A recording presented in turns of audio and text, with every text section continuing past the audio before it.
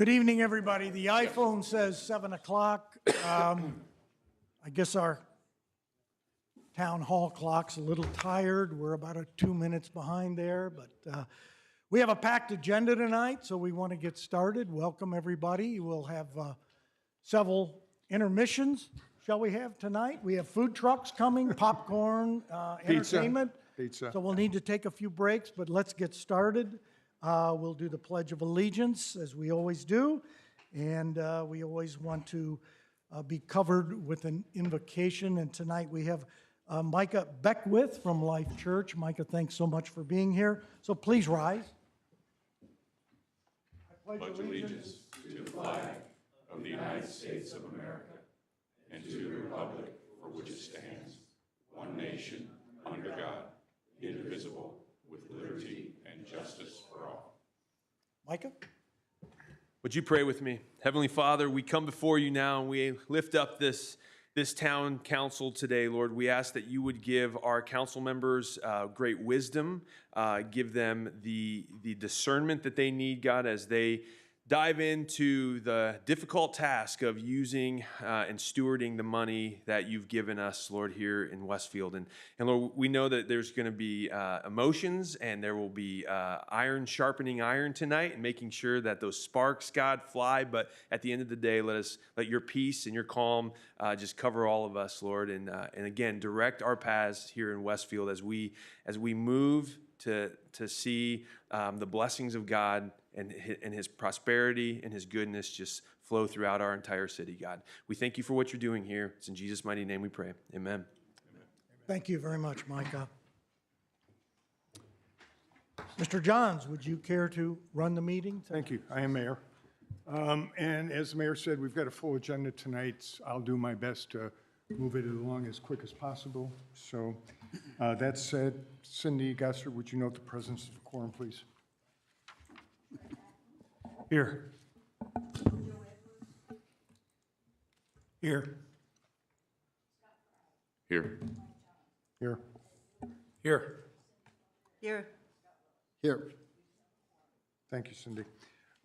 There are no changes to announce to the agenda for this evening. First item would be the approval of the minutes from the September 12th meeting. Councilors, do you have any additions to the minutes from the September 12th meeting? Any changes? Do I have a motion to approve the minutes from the September 12th meeting? So moved. Motion made by Cindy Spoljarek. Do I have a second? I'll second it. Seconded by Scott Willis. Cindy, will you call the roll, please? Scott Fry, Yes. Mike Johns, Yes. Troy Patton. Yes. Joe Edwards. Yes. Scott Willis. Yes. Jake Gilbert. Yes. Cindy Spalgeri. Yes. Motion passes 7-0. Thank you. The next item on the agenda is the approval of the claims docket for October 10th, 2022. Do we have any questions, councilors, regarding the claims docket this evening? Hearing none, do I have a motion to approve the docket? So moved. Second. Motion made by Joe Edwards, seconded by Troy Patton. Cindy, would you call the roll, please? Scott Willis, Yes. Cindy Spalgeri. Yes. Jake Gilbert, Yes. Mike Johns, Yes. Scott Fry, Yes. Joe Edwards. Yes. Troy Patton. Yes. Motion carries 7-0. Our first item of business, then, official business tonight, is a proclamation for National Disability Employment Awareness Month, and I yield the floor to Mayor Cook. Thank you very much, President Johns. This is, as Mr. Johns just said, this is National Disability Employment Awareness Month. As you all may be aware, also, we've made several efforts here in the city of Westfield to recognize and to address those with disabilities. And so we felt it was very necessary that we honor those that are compromised in some way and recognize the need for the employment of those people. So we are going to say that October is the 77th anniversary of the National Disability Awareness Month here in the United States, and we are now going to participate by recognizing that. I won't read the whole thing, but what it says is that during this month, we'll reinforce the value and the talent of people with disabilities to add to our workplaces in our communities. So with that, be it resolved that we will recognize the city of Westfield. We will commemorate the National Disability Employment Awareness Month. And therefore, I, J. Andrew Cook, declare that this will be recognized in the city of Westfield. Thank you, Mayor Cook. Moving along then, we have an RDC Quarter 3 report from the council's representatives, Linda Nass and Bob Beaudry. Linda? Linda Nass. Hello, Mayor and Council. Bob is out of town tonight, so I will quickly go through a report for you, and if you have questions at the end, please ask. In this quarter, on July 18th, we had our regular meeting, and we had approval of claims, which included the O.W. Crone claims, and then we had a ratification of current Grand Park agreements. We get those every month. We never know how many they are, but they're the contracts, the user agreements and contracts, so we kind of can read through and see what's going on at Grand Park, and then we ratify those. Matt presents them to us. We had a Quarter 2 Grand Park report, which was excellent. Matt just gave us some kind of overviews of what's going on out there and things that have been completed. Bullpen had a new umpires locker rooms, and they had a meal program for them, so that helps to get umpires in there for the games. They're doing turf on 3 and 5. They're expanding their season, adding more games, and that's always a good thing. August is always their slow month, and then they ramp up again after Labor Day, so they're going pretty good right now. Best food service, there have been some issues out there, but this year we had the best food service report so far. The quality is up. And they're going to start to compare budget, things to the budget. We're going to see more reports comparing quarter to quarter, last year to this year, so that'll be great. They're working on possible vending machines to sell Grand Park merchandise. Bullpen has their own production of materials and paraphernalia and memorabilia, and they do pretty well at that, so this would be a great resource for us. So they're talking to a company here in Westfield that has vending machines that sell these kinds of things and stickers and what have you. So we should hear about that later. Let's see. Just overall, I wanted to tell you again that meetings are either at 5 or 6 p.m. You have to check the agenda because sometimes we change. Sometimes they're 6 and sometimes they're 5. And I wanted to tell you that our next meeting is this Thursday, which is the 13th, and there will not be a meeting next Monday night. So this Thursday night at 5 o'clock we'll be meeting for the RDC. Okay, let's see. We tabled the discussion on the 201 Mill Street. I think they're waiting for the council to decide some things on what to do with that city-owned property. So that came off of our agenda. And then on August 15th was our next meeting. We removed the Legacy Sports Group update. He gave a really nice update in September. I would encourage anyone, if you want to know what's going on at Grand Park, we're getting really great update meetings now from Matt and William Knox for LSG and Blake Hibbler for Bullpen, and they kind of give us details on what's going and how the numbers are going and how the visitors are going and what they're changing and what they're investing in. So that did happen at the September meeting. We pulled it off the August agenda. We're trying to move up our invoices, and we did better in September, trying to get our invoices more timely, and that did happen in September, so we hope that continues. We see claim for works and reports, like from O.W. Crone, but, you know, he bills us for these things, but we've never seen the report. We don't have the information. We're approving the payment, but we've asked, you know, could we see these reports or get them timely enough to know what's going on? User agreements again. Osborne Trails, the declaratory resolution came up at this meeting. It was tabled until the next meeting in September is when that was passed. This was a first on this Osborne Trails declaratory resolution because for the first time, we're doing 55 and over neighborhoods and TIFing those. We've never done that before. It's allowed under the 42 USC 360, 3607.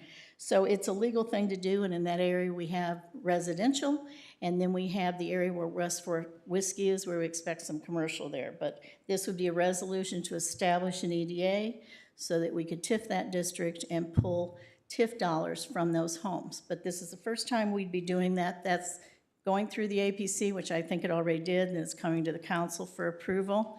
But first time we'll have residential homes, which, you know, maybe they don't have kids there, but there won't be any money going for fire, police, or schools, or library, or anything. It just totally goes into the TIF fund. So it's a new thing for us. That will be used, that TIF money will be used probably for 191st Street, but that hasn't been designed yet. The project hasn't been determined yet, so it's written rather broadly at this point to allow pretty much anything to happen. And we'll probably see some more detail when it comes to the point of if we're going to set up bonds for money to do a project such as that. Again, nothing on 201 Mill Street, still waiting on the council to tell them what they want to do with that.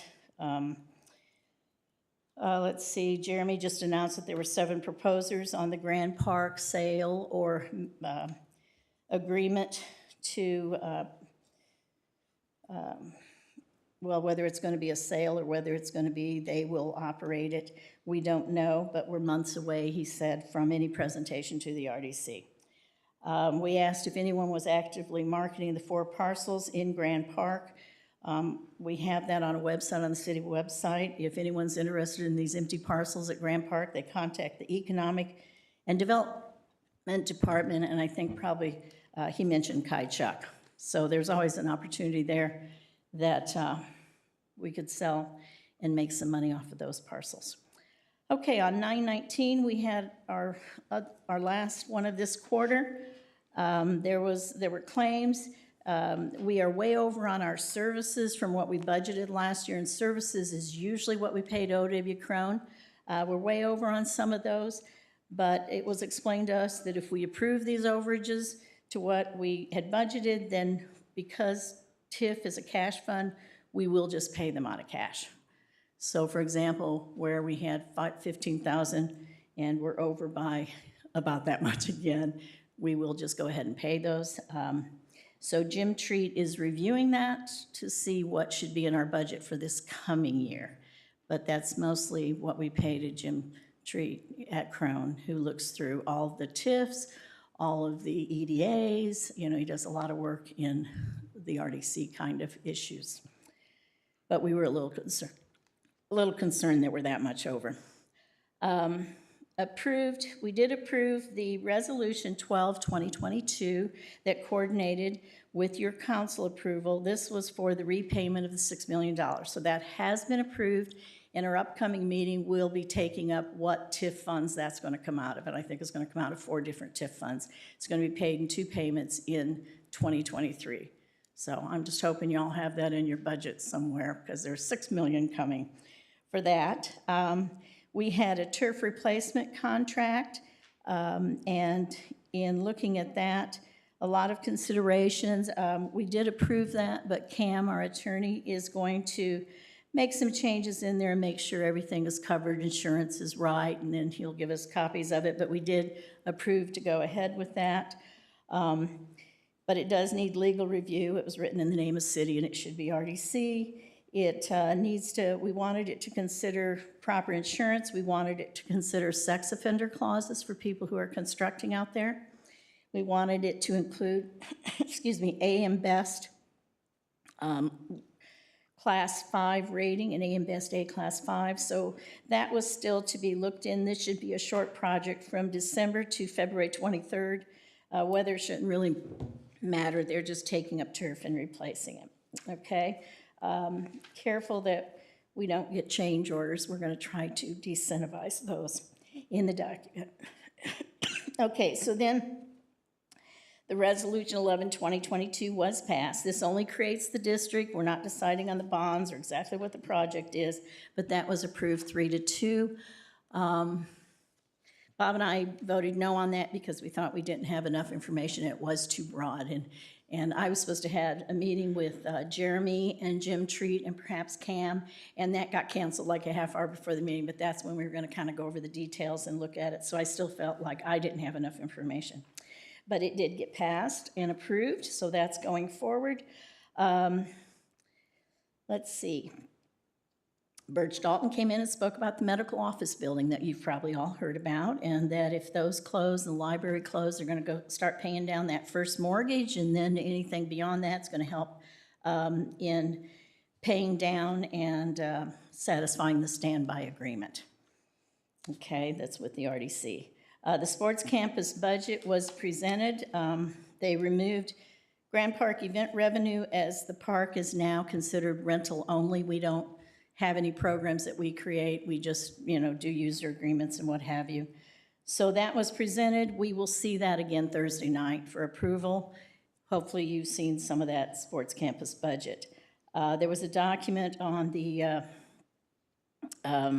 LSG update, and I would suggest you listen to that. William did a very good explanation of the update from what his contract was when we set that up at the end of 2021, where we're going, how it's expanding, what they're doing. And they are doing bookings through 2025 right now. They've added revenue by putting, get this, I love these digital screens in all the concession stands, but there's now advertising in all the restrooms. And within a week, they had 6 calls for sponsorships and advertising. So they think that'll be very successful. We've brought in new sponsors, and McAllister's works with us on golf carts. I think there's 16 golf carts that we can rent out there and share the rentals, so Grand Park gets some of that money. They're improving social media, and that is advancing quickly. They're keeping stats and going to be starting to use the state economic impact calculator with stats from the Grand Park. Then they're going to add to the stats from the city. I think Chris Profit has those, and kind of be able to show what Grand Park is doing to impact the city of Westfield. So that'll be interesting to see. The Colts training camp happened this year. Hope you all had a chance to see it. They all felt it was very successful. The Colts seem to be pretty happy, and we'll wait to tie up and wrap up the dollars on that and see if they owe us or not. They are also putting out at Grand Park a public art trail. They're working with the Hamilton County Visitors Bureau. They have some funding. They've already, I think, put up the 3 art pieces, but they want to have more. There's a new brand out there. This is under LSG. It's called the Elevated Sports brand, and they do place events at Grand Park. So right now, LSG is developing this and growing this, and then we'll see if it dovetails and comes back under Grand Park. But they're involved with football, ultimate, which is Frisbee, and esports. So this year, they've already paid in $56,000 to Grand Park. So that's a revenue we didn't have before, and they're hoping to grow that. Let's see. Joe asked to see a year by year for LSG, and I think William's going to be presenting that. Let's see. He's talking about the data report.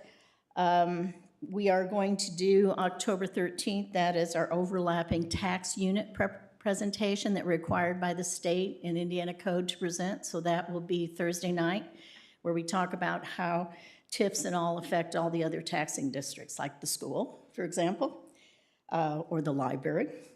And then we will also be presented our budget at the 10/13 meeting. And we will also, we had come up this past week, well, it was September 28th, so I guess that's a little over a week ago. We were invited to visit Aptiv. It's over on Oak Ridge Road. It's a electronic battery. They do like OEM things for cars, and they are bringing in a new division, a new section in there, so we were asked to visit. They've gotten money from the IEDT, and they're asking the RDC for some training money for 2 years to train the new people. They have to bring in qualified people to do this, so they're adding materials, they're adding people, And it was a very interesting visit, and we can't tell you what's in there. Okay, let's see. John is looking for the O.W. Crone contract, because we don't know if anything has been updated on that recently. He thinks that was before his time, but we thought it might be good to look at that, since we're having these increase in services. That's about all I have, and that was probably longer than it needed to be, but the next meeting is Thursday night, 5 o'clock, anyone who's interested. Any questions? Counselors, questions? Linda, More thank than you wanted to Sounds know. like somebody's got to go to that meeting on Thursday night. I think Some it's of us going to should be there. long and interesting. We've scheduled it for 2 hours, but Great. it's on a Thursday. Maybe we'll just keep going. Thank you very much, Linda. Yes. Joe Plankus is the president of the RDC. Joe, Yes. do you have anything else you want to add? Very good. Thank you. Thank you. Okay. Next presentation will be the DWA update by our Chamber of Commerce head, Steve Latour.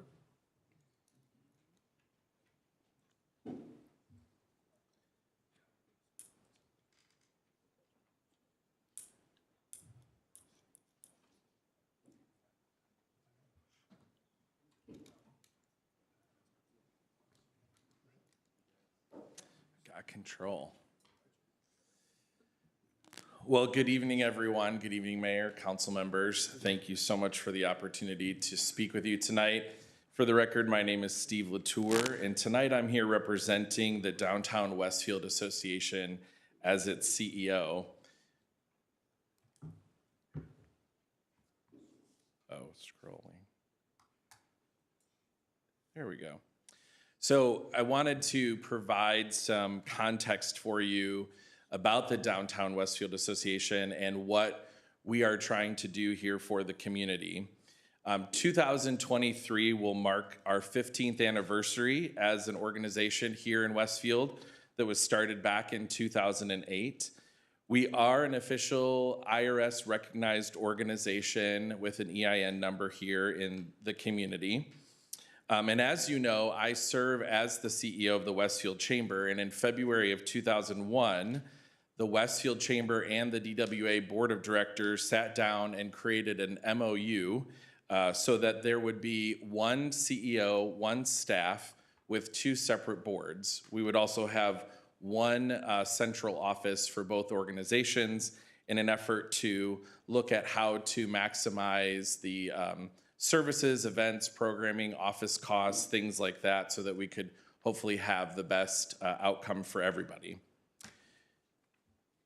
We do have a number of great folks who serve our DWA board. So Dan Moyer is our chairperson. Dave Schmitz is our vice chair. Kurt Weitzel serves as our secretary treasurer. And then we have Chris Baldwin representing the school district, Rebecca McGuckin from Old Town, and Teresa Skelton, who is a downtown resident. With the relationship between the Chamber and DWA, Corky Houston, who's a member of the Chamber's Board of Directors, is the liaison that attends the DWA board meetings, and then they have someone from DWA attending the Chamber so that I can't, swindle them into thinking one way or another. So they've got some checks and balances in place to make sure that we're on the up and up when we're sharing and communicating with everybody. For the Chamber and staff, we have myself as the CEO, and then we have 2 full-time staff members, Drew Lacey and Connor Oak. We have a new part-time staff member who just recently joined our staff, Courtney Albright. And then we have another part-time staff member who just works with our farmers market and the winter market. So one of the things that I've heard from several of you is, could you talk a little bit about the purpose of DWA? And I think, to be fair, when I came into the community in 2018, I really knew DWA to be the group that ran the farmers market, and they had a fun little golf cart that drove around Park Street to take people to and from the restaurants. And I think that the organization saw that there was a growing community, a growing need, and so it has continued to evolve over the years in a lot of ways through the leadership of our board. And one of the things that they've realized is that we need to make sure that we're growing to meet the needs of the city going forward. So later this year, the board will be adopting a new strategic plan that will take us through 2027. and that will have this enhanced purpose, which is to enhance the downtown corridor through programs and initiatives focused on beautification, public safety, urban planning, economic development, community-focused events, and advocacy. And so what does that mean specifically? Well, with advocacy, we want DWA to be a voice for downtown stakeholders, represent the businesses and residents to collaboratively push projects that make a positive impact for downtown. With regards to economic development, we want to be an advocate for a diverse mix of business and residential developments in the downtown area that enhance this section of our community. Additionally, we add value with design. DWA will help create a unique place to live and work by enhancing the physical appearance of downtown. We can do this in part through our Grand Junction Task Group that works with the Community Development or Community Planning Office, as well as working closely with all of you and other city departments. And then also we want to be the stewards and really be the exciting folks who are out there cheering and promoting downtown Westfield and raise the profile of downtown Westfield by marketing our unique assets as those continue to come online. As you all know, we have over 2.4 million visitors that come through Grand Park. We know through the Hamilton County Tourism that the #1 place visited when they leave Grand Park is Dick's Sporting Goods. Well, we would like to see the #1 place visited downtown Westfield. And so how can we continue to bring people, families, visitors to that area? And we think we can help do that with some of the promotion as well. So a lot of us think sometimes of the Downtown Association as another group just doing events. We like to think of those as economic impact programs. Prior to me coming here, the group that ran DWA were doing so to focus on what was a pretty sleepy downtown. There wasn't a ton of stuff going on there. They wanted to bring some action and activity to downtown. And so one of the ways was they took over the farmers market pretty quick into their, pretty quick into the DWA being in existence. So it was first held in 2010. We've moved it to Thursday nights. We did our research and found out that there are almost 6 or 7 other farmers markets that happen within our region on Saturdays. So we wanted to offer something that was a little bit different. We knew it was a risk, but we thought with Grand Junction Plaza, it'd be a draw and something that people could come into. This year alone, we had over 9,000, almost 10,000 visitors come through the farmers market. And that's up about 3,000 from last year when we were on Mill Street. So we think that with the continued promotion and with that event being in the plaza, we hope this really becomes something that's special and unique to Westfield and offers all of our residents and families something else to do on a Thursday night when usually Saturdays are filled with, sports activities and things like that. Right now, we are scheduling for the farmers market to resume next year on May 25th, and will go all the way through October 5th. New this year, we also tried to enhance the market experience by looking at the music that we were going to have there. And in a partnership with Westfield Welcome, we were able to apply for a grant or a sponsorship through one of our sponsors, Wilhelm, who provided funds that allowed for us to have really top-notch music at the market, both for market concert series that we debuted on the first Thursday of every month, and then also for music at the market that was happening weekly. Last year, we paid our music at the market performers $50 per performance and could barely get sort of folks to commit to come. This year, we again looked around the county and looked at what other people were paying and bumped that up to $200 per market. And we were able to have really high quality people coming through. People enjoyed staying there and wanting to be there for a good long while.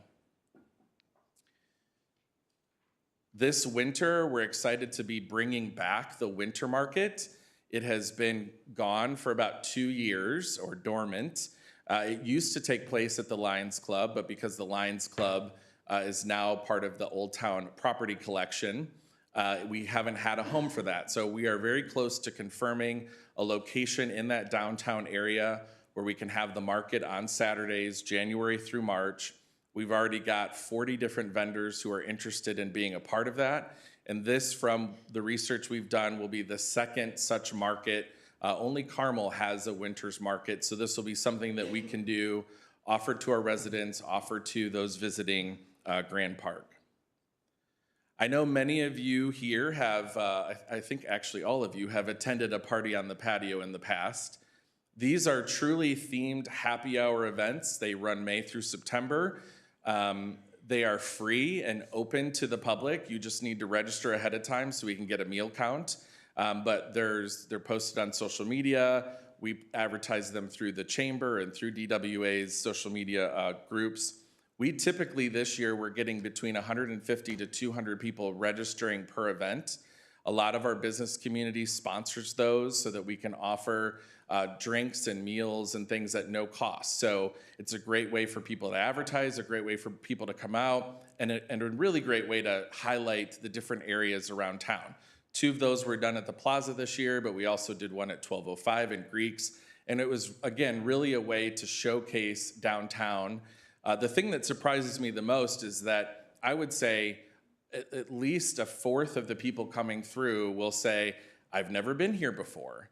I've never seen this part of Westfield. I didn't know 1205 existed. So I think we're continually exposing people and bringing people into the area.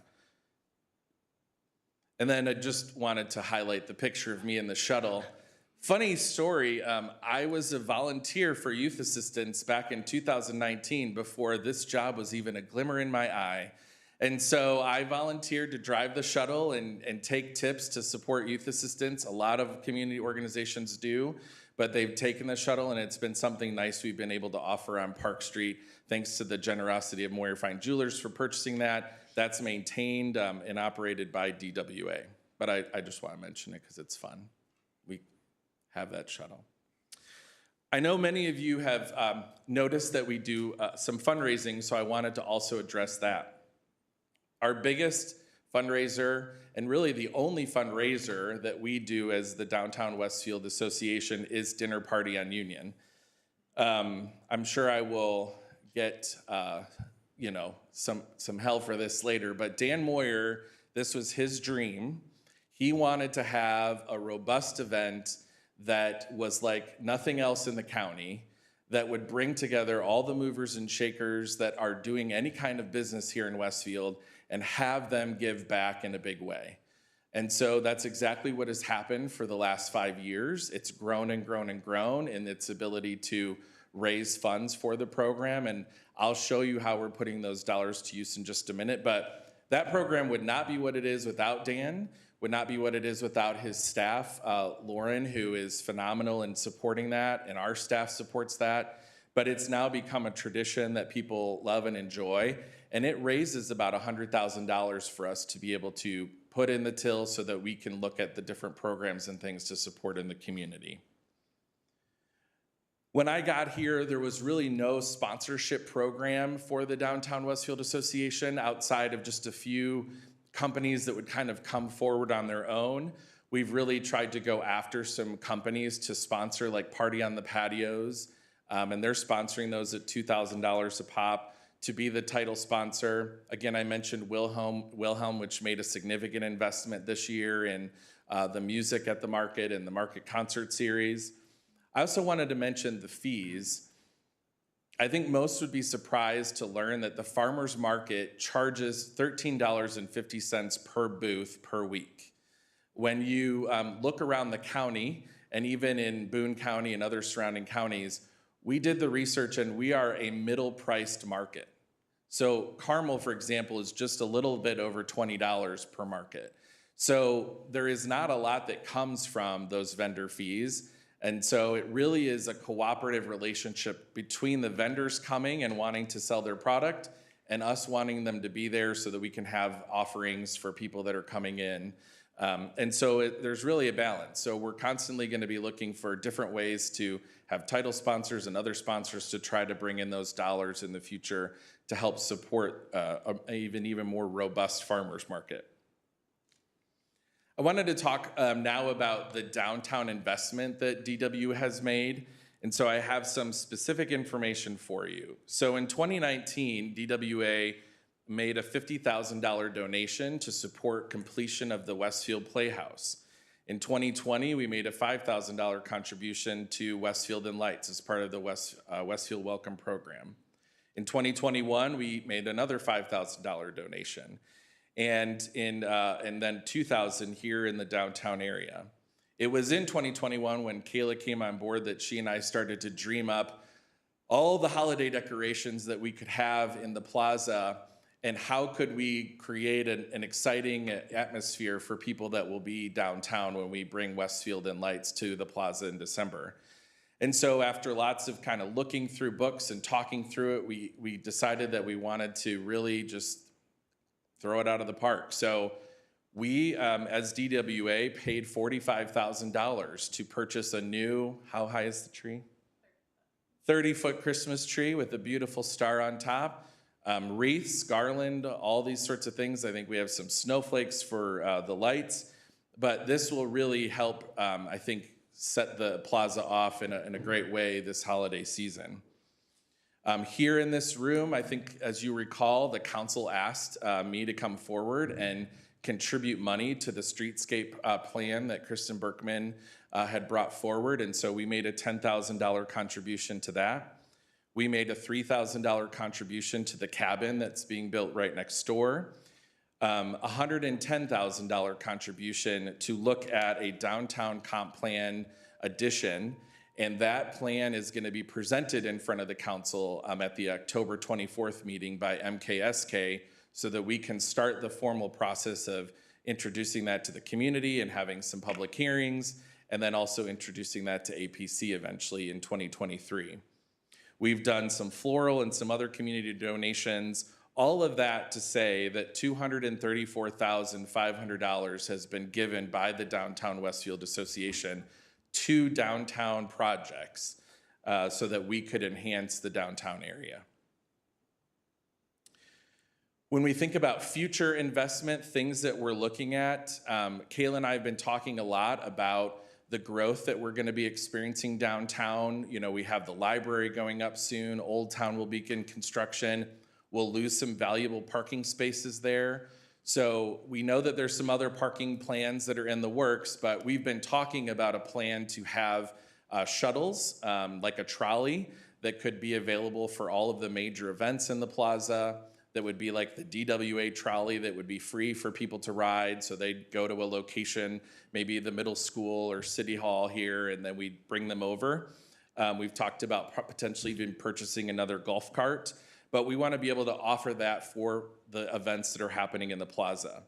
We also think that when we go through that downtown comp plan addition, through the APC process and through public hearings, there's going to be lots of great ideas and changes that people will want to make, and so we anticipate another $50,000 investment in getting that plan to the finish line to bring that in front of APC, and then you as City Council to approve that and bring that in. Looking ahead at 2024, we again see a need for some parking and some trolleys perhaps. With the streetscape plan that will be presented eventually by Kristen, we view it as an opportunity for DWA to help fund all the beautiful banners that we're going to go lining up and down 32. I know Cindy's excited about those in moderation, or kind of, maybe not. But we want to be able to have some funds to do that. We want to be able to have some funds available to look at Park Street and that streetscape design. We want to, in 2025, again, to be able to pay for some banners and then look at the flower pots that are going to be along 32 and look for ways to help pay for that, get community members involved in planting those, putting a stake in that says this is the Girl Scouts, this is Rotary, so that people feel invested in that area, and we think we're a good steward for that. I want to now address the city support that we receive from all of you. So first, I want to mention the in-kind support. We would not be able to pull off the farmers market and our party on the patios without the support of Westfield Welcome, the Parks and Recreation Department, the Police Department, and then use of Grand Junction Plaza itself. I think as most of you know, the city currently contributes $30,000 to DWA on an annual basis, and then additionally, we have access to the rental income for managing the two properties at $37,000 this year. So this year, that total contribution to DWA is $67,000. Just to give you a sense of how those $67,000 are put to use, we put $15,000 towards the farmer's market. This year, our farmer's market will cost us $22,000, and that's not including any music at all. The party on the patio will be $15,000 with expenses at $17,000, and then we budget $37,000 for staff payroll. And by the end of the year, that staff payroll will be around $53,000 for the year. So I just want to give you that perspective. I wanted to also address the rental properties because I know there's been a lot of questions around those. So a brief timeline for you. In 2018, DWA managed the barber shop and building bridges, which was in the 1205 property now. Then in late 2018, 1205 moved into half of the building and DWA's office was still in 1/4 of the building. Now, I'm told, I wasn't here then, but that relationship came to be through the city, but also because members of the DWA board were seeking out people to fill those properties to try to get top dollar for those rental properties. Most of that space, if you remember, was a laundromat, and it had been sitting empty as a garage for a very long time before 1205 moved in. In 2020, during the pandemic, DWA moved out, and then 1205 asked if they could expand. So they moved into what was formerly the DWA office and the barber shop. Then in 2020, after the construction was done on the Monon Bridge over 32, Lux Financial moved into the 202 Penn Street building, and that was the first time we collected rent on that property. And then in 2022, at the end of 2021, Lux moved out, and Paris Insurance moved in to the 202, sorry for the extra zero, Penn Street property. So there are 2 properties and 3 tenants that we have at this time. And you can see that the 2023 rental properties, we've got 1205 Distillery paying $2,400 per month going forward in 2023, Building Bridges at $400, and Paris Insurance at $1,050, but that includes all their utilities, so they don't pay any utilities, we pay them for them. We anticipate the income in 2023 to be at $45,600. I want to point out now that earlier this year, 1205 Distillery came to the DWA because they had an HVAC problem with the building. They needed a second HVAC unit. They did not have the funds to purchase that unit because of the ongoing property that they're trying to purchase in Lebanon. And so they asked DWA for a loan. The board agreed to a $15,000 loan by them increasing their rent to $2,400 because it had been $2,000 previously.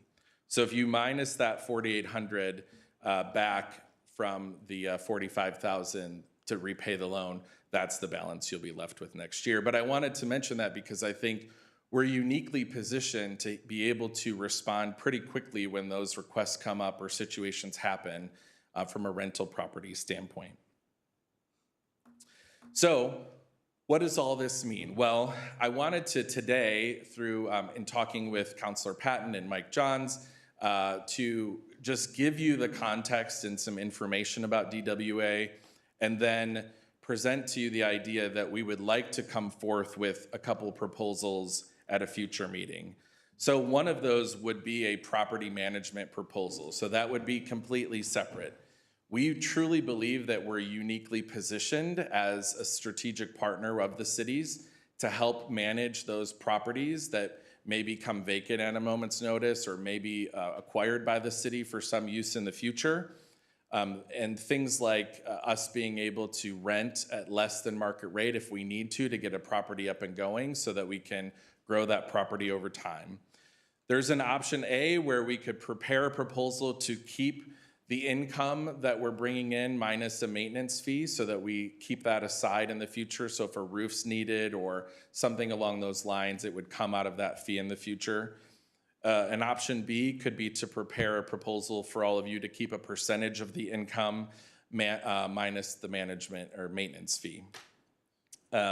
We would bring all new property agreements. So any new property, if the cafe were to become one of those properties, for example, we would bring that before the council for approval so that everybody would know what the percentage would be, how it would be managed, all of those types of things, because we think that this may need to be done on a per property basis. And then we would work with Manny to create a city and DWA agreement to address property management, and that would make sure that the rental agreements were also crafted by the city's attorney, so that in the event that DWA folded or the city wanted to end the relationship, you could immediately take possession of those property. We would, of course, love to work with the clerk's office to make sure that we're filing the tax paperwork and any other legal paperwork that we need to file, all the copies of the contracts, all those things. I'll close by saying that I say we're uniquely positioned because I think we can help save the city money. I think we can be a unique partner in this rental relationship.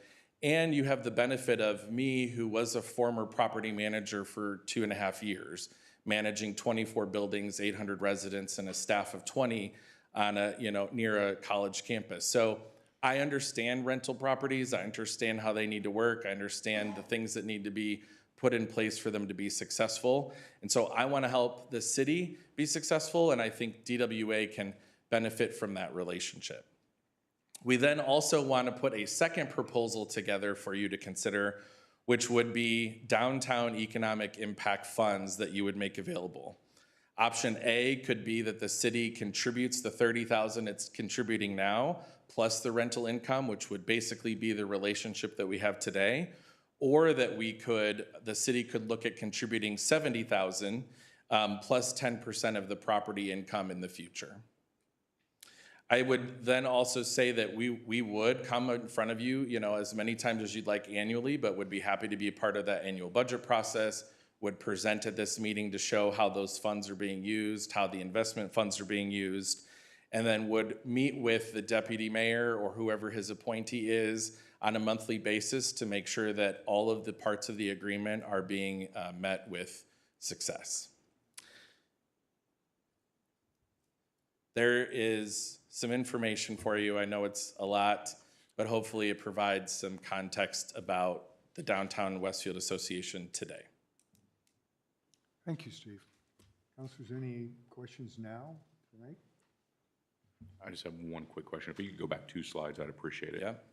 This one? One more. That one? There we go. Thank you. Yep. Thank you very much. You're welcome. Steve, thank you very much. I think obviously this came about because the city's putting taxpayer dollars into the DWA, and so the taxpayer knows we've never had any accounting at all, from anyone as to where our taxpayer dollars are going, who's spending them, who by who, for the benefit of whom. And one of the things I would say, and as I mentioned in the meeting when we met, is from my understanding, you have over $300,000 in cash on hand, correct? It's not true now based on the investments that we've made this year. So minus, the things that we've spent this year, I think it's now below 80,000. Okay. So it was above 300,000. At one time, yeah. So one of the things that I would say is, and I appreciate Dan, going out and working on this downtown comprehensive plan. The only thing is, you're doing it under your own purview, which is fine, but nobody knows as taxpayers who it's benefiting. You've got 2 people on the council, no offense to Dan and Kurt, but they're property owners downtown, and they're paying $110,000 of essentially money that was raised with taxpayer dollars for the benefit of whom? Now, obviously, it would benefit the whole city, obviously, if things were to build up. But again, the accountability and transparency is important, and I think you are doing some of that. I'm not for the city buying properties and putting them into the DWA and then just letting you guys rent them at will at the taxpayer expense. Sure. I don't think that's fair. I don't think that's fair to anybody, and in fact, I'd bet that 90% of all taxpayers would agree that our job is not to buy properties for Downtown Westfield Association to rent out and keep all the monies. And my understanding was that those properties were being bought sort of at the interim so that they would be available to the city in the future should they need to, expand this building or want to turn, 1205 into a park that continues, at one point. So I think that, my understanding, I could be wrong, but that was part of it, that Yeah. why the city was buying those And, properties. and that's actually a good point, Steve. I think the guess would be that, no, that's not been conveyed to anyone. Has anybody heard that before? No? What exactly? That we've been buying properties to give to DWA to rent, so that way they can use them for future things like making them into a park or something like that. In case the city needs them later. No, I've not heard that. Right. Now, So- the properties that we have, We've had them forever. we've had them A forever. long I mean, Yeah. we have not, let's be clear, we have not gone out and bought properties to give to them to manage. If, this is just a nice arrangement where he has experience, they can provide some income, and I'm still not clear on your reference to Mr. Moyer, and they have put how many thousands of dollars into I think this Dan's doing a good job. I'm not No, disparaging Dan. Wait, how many thousand have you put into this downtown study? 110. 110. So That's awesome. would you rather the city do that? No, it's actually cheaper I'm sure if they do it, then the city does it. In fact, Okay, it's I probably just want like to be sure 20% that, well, you of the mentioned cost. Mr. Moyer, and that he has property downtown. I just want to be sure that you're okay with it as far as, All I'm saying, Andy, is that it should be presented to the city council because in fact, it's created by our dollars, Yeah. the taxpayer dollars. yeah, and they've saved us a lot of money. Yeah, and Yes. actually, I said, I think I've said that. In fact, I said that privately But you to also Dan, were saying, Steve, well, and he owns Kurt. property downtown, implying what? I don't know exactly. I don't know what you're arguing. Well, I'm not my sure. sense is, I think that your hope is that when DWA has an idea like this in the future, we would come in front of you all and say, hey, we'd like to do this. We're in a position to do it. With your blessing, we'll start the process, knowing that it'll have to go through APC and the city in the future. And, when I came in, I inherited what I inherited and I knew what I knew, right? And it was through a lot of bumps and crashing into a few walls that I realized I need to give a lot more to Cindy than we had given previously, or that we need to communicate more openly. I think this is an opportunity to reset the clock. Yeah. I don't know that you would find a better partner if you looked outside of the city to manage the rental properties. And that's just going to be looking, to do things for Westfield. So I think we're uniquely positioned to do that. And so I'm hoping we can, let the past go, reset, have the conversation, and look for a way to work together going forward. Yeah, Steve, thank you. And in fact, I think that's what I was saying. This is how this came about. If I could reiterate what I said before, I believe I said, I think this came about because of, boom, so. Yeah. Yeah.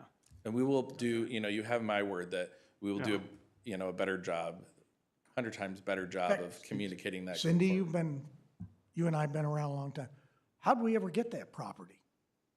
Which one? Either one. You would know? It was Joe? before my time. Joe? We had Heart and Soul Clinic for quite a while. You know how we and ever that one. obtained these properties? That would have been back in your first. Well, if you don't remember, we're out of luck. If they did it, they didn't do it with my money. I can tell you that. All right, Yes. Steve, thank you Thanks, for your Steve. presentation tonight. Appreciate it. The next presentation tonight will be an update on Westfield Welcome by Kayla Arnold.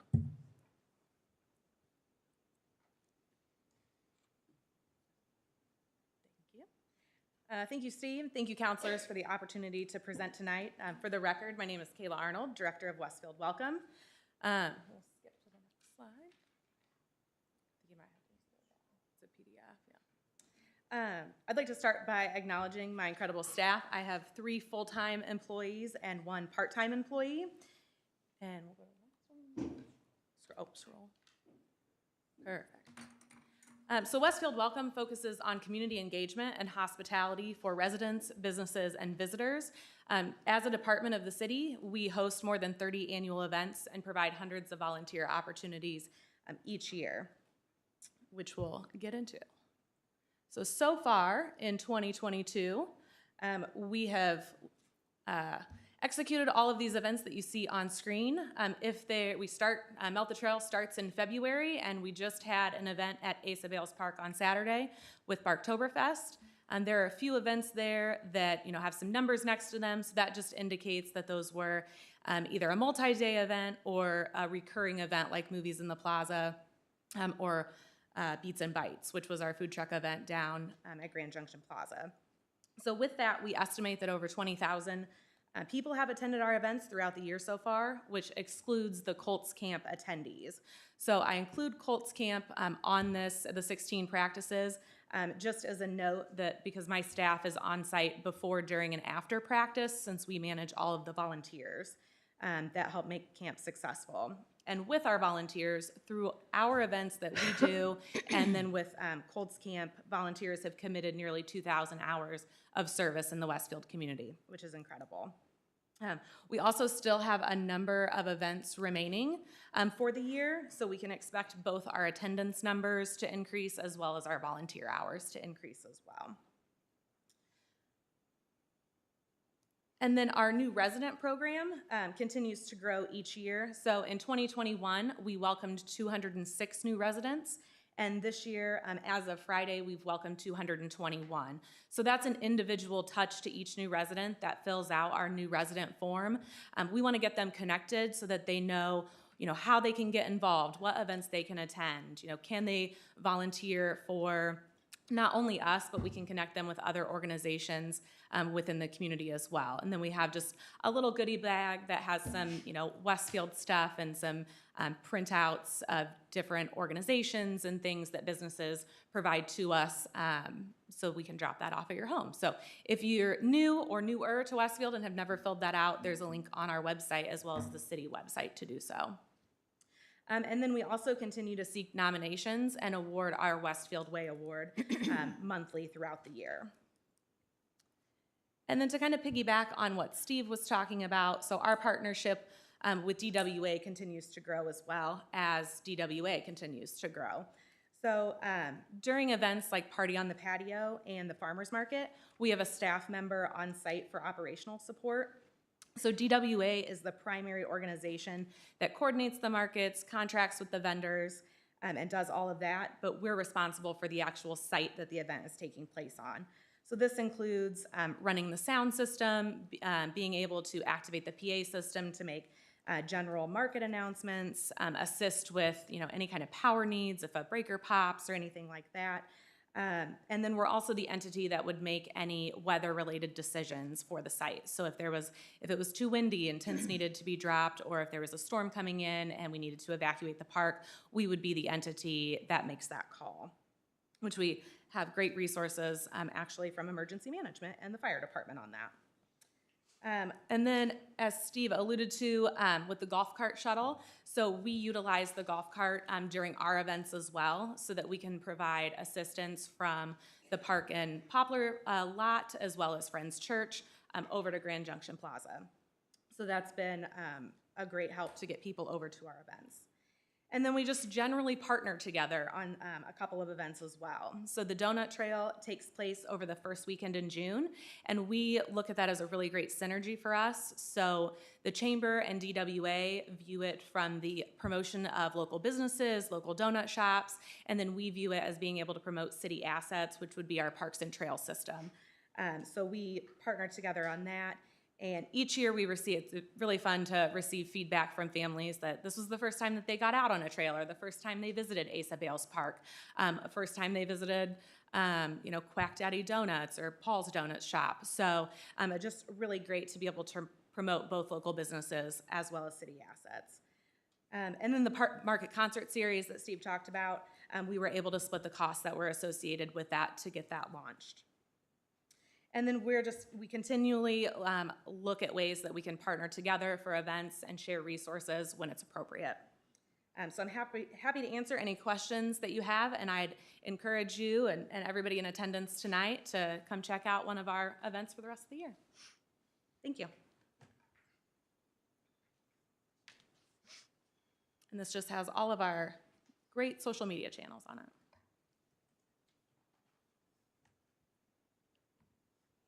Caleb, just a quick question. Westfield Welcome is part of the Parks Department? Is that right? We are our own department. You're your own department? Correct. When I look at the budget, though, you're within the Parks. Yes, it's coded as parks. Okay. Okay. Other questions, counselors? So, Counselor Johns, to further refine that, so the parks, when you figure the physical asset of the parks are managed and maintained in the Public Works Department.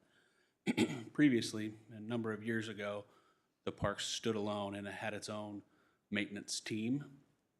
I think probably 2014 or 15, we decided that was much more efficient from an equipment and manpower perspective to pull that into the Public Works Department so that we're sharing backhoes and lawnmowers and trucks and things like that. And then likewise, they can assist with snow removal and other things in the winter time. So when you think parks, like who's taking care of the parks, like Grand Junction, that's the Public Works Department. Who's activating those spaces, that's Westfield Welcome.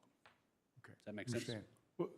Understand. Jeremy, what's the budget, the annual budget for DWA and then the annual budget for Westfield Welcome?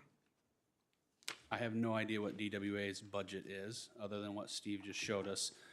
We can talk about Westfield Welcomes. I don't have it committed to memory, but we can certainly pull it up when we get to the budget presentation. Do you know exactly what it is? Steve, what's your annual budget? This year, it was 230,000. Okay. Yeah, 2022.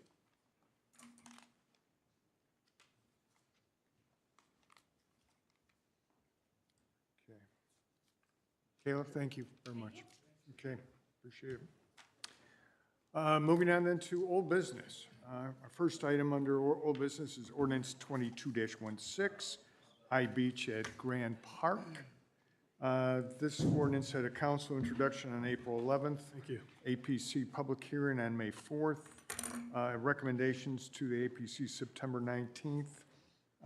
And it is up for adoption and consideration this evening. I think Ryan Collingswood with our Community Development Department is going to give us some background into this ordinance. Thank you, President. Good evening, council members. For the record, Ryan Collingwood with the Community Development Department. The item presented before you tonight is the I-Beach 31 at Grand Park PUD. This proposal is a change in zoning request for about 3 acres, which is located north of 181st Street and east of the future Grand Park Boulevard extension. This petition was introduced at the April 11th City Council meeting and received a favorable recommendation at the September 19th Advisory Plan Commission meeting. It is in front of you this evening for adoption consideration.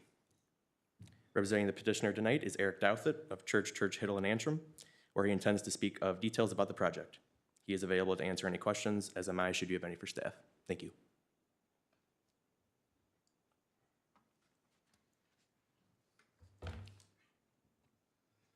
Good evening, Eric Douthit, Church, Hiddle, and Antrim, 116th North Union, here in Westfield. I'm pleased to introduce to you tonight, or not introduce, hopefully get a final vote tonight with regards to the I-Beach proposal. This is before you in April. Over the course of the APC, and what I want to emphasize tonight are the changes from that initial introduction so you can appreciate what those changes have been. Let's start with the site plan itself. In our initial site plan, after speaking with APC, they've requested a couple of things. Most of these are focused on the fact that this is a pseudo front yard to the west because there's a very narrow strip of about 140 feet to the west. So they've asked us to almost treat this like a front yard in the way of our presentation and certainly improve it in that regard. So you'll see a couple of different things. One, we've put the vast majority of our landscaping in the front, and then we've got significant landscaping to the west. Where we have the volleyball courts, there isn't anything besides fences around that for the most part, as well as foundation plantings. That was because of the nature of how everything else around it is developed. I do want to point out one other thing with regards to the site plan. The building itself will be 20,000 square feet, but we're not sure if it's going to be 250 by 80 or 100 by 200 until we get the site engineered. So generally, this will be how everything is, but this is the 100 by 200 building right here. It could squish a little bit, which would move some parking into that zone and move some other things, but that's generally what it's going to look like, subject to that specific engineering. So all that parking will be to the south. The volleyball courts will be to the east, and then you'll see the balance of what we've got right there. The biggest changes have been with regards to the elevation. Specifically, something that's relatively unique about this are the murals that you see. They wanted something that was going to act as a, by they, I mean both APC as well as the developer wanted something that would act as a gateway into Grand Park. So coming up with some generic and not advertising murals, both on the west side as well on the east side, made a lot of sense. If you could, I can scroll down, can't I? Yeah. And then you can see here on the front of the building that's going to be facing the public is what you're going to see here as well. There are also some garage doors that we have to allow people to come in and out. Those garage doors could be changed just because we've got volleyball players on the inside with regards to where the glass is. We don't want volleyball players having sun hitting them in the eyes when they're playing volleyball on the inside courts. I'm available for questions, but those are the significant changes we've made over the course of time. We're excited to be here. It's been a nice journey. We've learned a lot through APC, and I think they've improved the project as we've gone along. Thank you, Eric. Councilors, do you have any questions, comments? Hearing none, do I have a motion? Motion to approve ordinance 22-16. Second. Do I have I have first by motion to approve by Councilor Patton, seconded by Councilor Gilbert. Cindy, would you call the roll, please? I'm sorry, I still didn't get who seconded. Jake. Jake. Oh, Jake, okay, sorry. Okay. Joe Edwards, Yes. Scott Willis, Yes. Cindy Spalgeric, Yes. Jake Gilbert, Yes. Mike Johns, Yes. Scott Fry, Yes. Troy Patton. Yes. Motion carries 7-0. Thank you, Eric. Appreciate it. Moving on to Resolution 22-115, Fiscal Plan, Osborne Trails Phase 8. This is up for adoption consideration this evening, and I think we've got Ryan Collingswood from our Community Development Department is also going to explain this resolution. Thank you, President. Good evening, Council. Again, for the record, Ryan Collingwood with the Community Development Department. The item before you is a 100% voluntary annexation request, along with the associated fiscal plan resolution, for 60 acres generally located on the west side of Horton Road and north of 193rd Street. The parcels in question make up the Osborne Trails Phase 2 PUD. As shown in Table 5 of the resolution, the estimated net impact for this annexation is $29,017 over the next 5 years. This item received its public hearing at the September 12th City Council meeting and is eligible for your adoption at tonight's meeting. The petitioner is here tonight, but does not plan to present. Thank you. Councilor, questions, comments? Hearing none, do I have a motion with respect to Resolution 22-115? So moved. Do you have a second? I'll second it. Motion made by Joe Edwards to approve, seconded by Scott Fry. Cindy, would you call the roll, please? Cindy Spalgeric, Yes. Scott Willis, Yes. Joe Edwards, Yes. Jake Gilbert, Yes. Mike Johns, Yes. Troy Patton, Yes. Scott Fry. Yes. Motion carries 7-0. Very good. The next item is ordinance 22-38, Osborne Trails Phase 8 annexation. This had a council introduction on September 12th, and it had a public hearing on September 12th, up for adoption consideration this evening. Ryan's going to explain this to us, and I believe this is the corresponding ordinance to the corresponding resolution we just heard. Is that correct? Yeah, I can go through my intro again one more time. Again, 100% voluntary annexation, as well as the fiscal plan, 60 acres located west of Horton Road, north of 193rd Street. Again, this makes up the Osborne Trails Phase 2 PUD. As you saw before, the $29,017 over the next 5 years from the fiscal plan. As President stated, this item did receive its public hearing at the September 12th council meeting. The petitioner is here tonight, but also does not plan to present. Thank you. I move to approve ordinance 22-38. Second it. Motion made to approve the ordinance by Scott Fry, seconded by Councilor Willis. Cindy, would you call the roll, please? Joe Edwards, Yes. Scott Willis, Yes. Troy Patton, Yes. Scott Fry, Yes. Jake Gilbert, Yes. Cindy Spalgeric, Yes. Mike Johns. Yes. Motion carries 7-0. Next item on our agenda, Resolution 22-116, Fiscal Plan for Aberdeen Annexation. This is up for adoption consideration this evening, And Ryan is going to explain this resolution to us. Yep, thank you, President. Good evening, council. One more time, for the record, Ryan Collingwood with the Community Development Department. The item before you is a 100% voluntary annexation request, along with the associated fiscal plan resolution for 153 acres generally located on the east side of Horton Road and south of 199th Street. The parcels in question make up a portion of the Chatham Hills PUD. As shown in Table 5 of the resolution, the estimated net impact for this annexation is $82,991 over the next 5 years.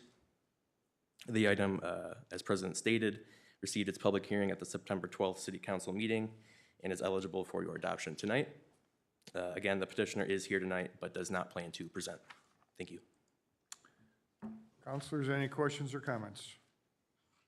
Do I have a motion with respect to this annexation? I move to approve Resolution 22-116. Second. Motion made to approve Resolution 22-116 by Councilor Fry, seconded by Councilor Patton. Cindy, would you call the roll, please? Jake Gilbert, Yes. Cindy Spalgerik, Yes. Mike Johns, Yes. Joe Edwards, Yes. Troy Patton, Yes. Scott Willis, Yes. Scott Fry. Yes. Motion carries 7-0. Thank you. The next item, ordinance 22-39, Aberdeen annexation. Again, council introduction on September 12th. We had a public hearing on September 12th. It is up for adoption consideration this evening, and this is the associated ordinance to the previous resolution. And Ryan, you're up again. Yeah, so no new information to present on this intro. As you stated, it's corresponding to the previous fiscal plan.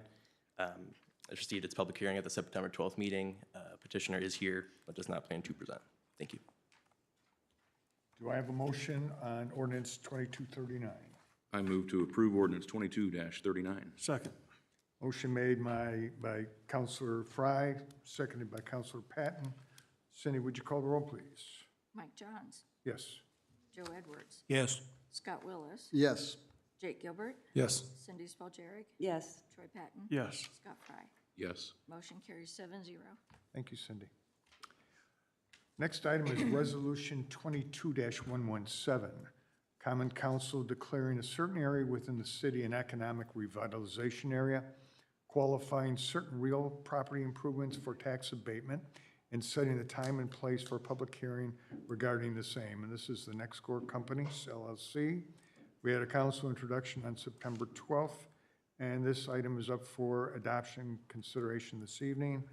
Kai Chuck from our Economic Development Department is going to explain the abatement resolution. Kai.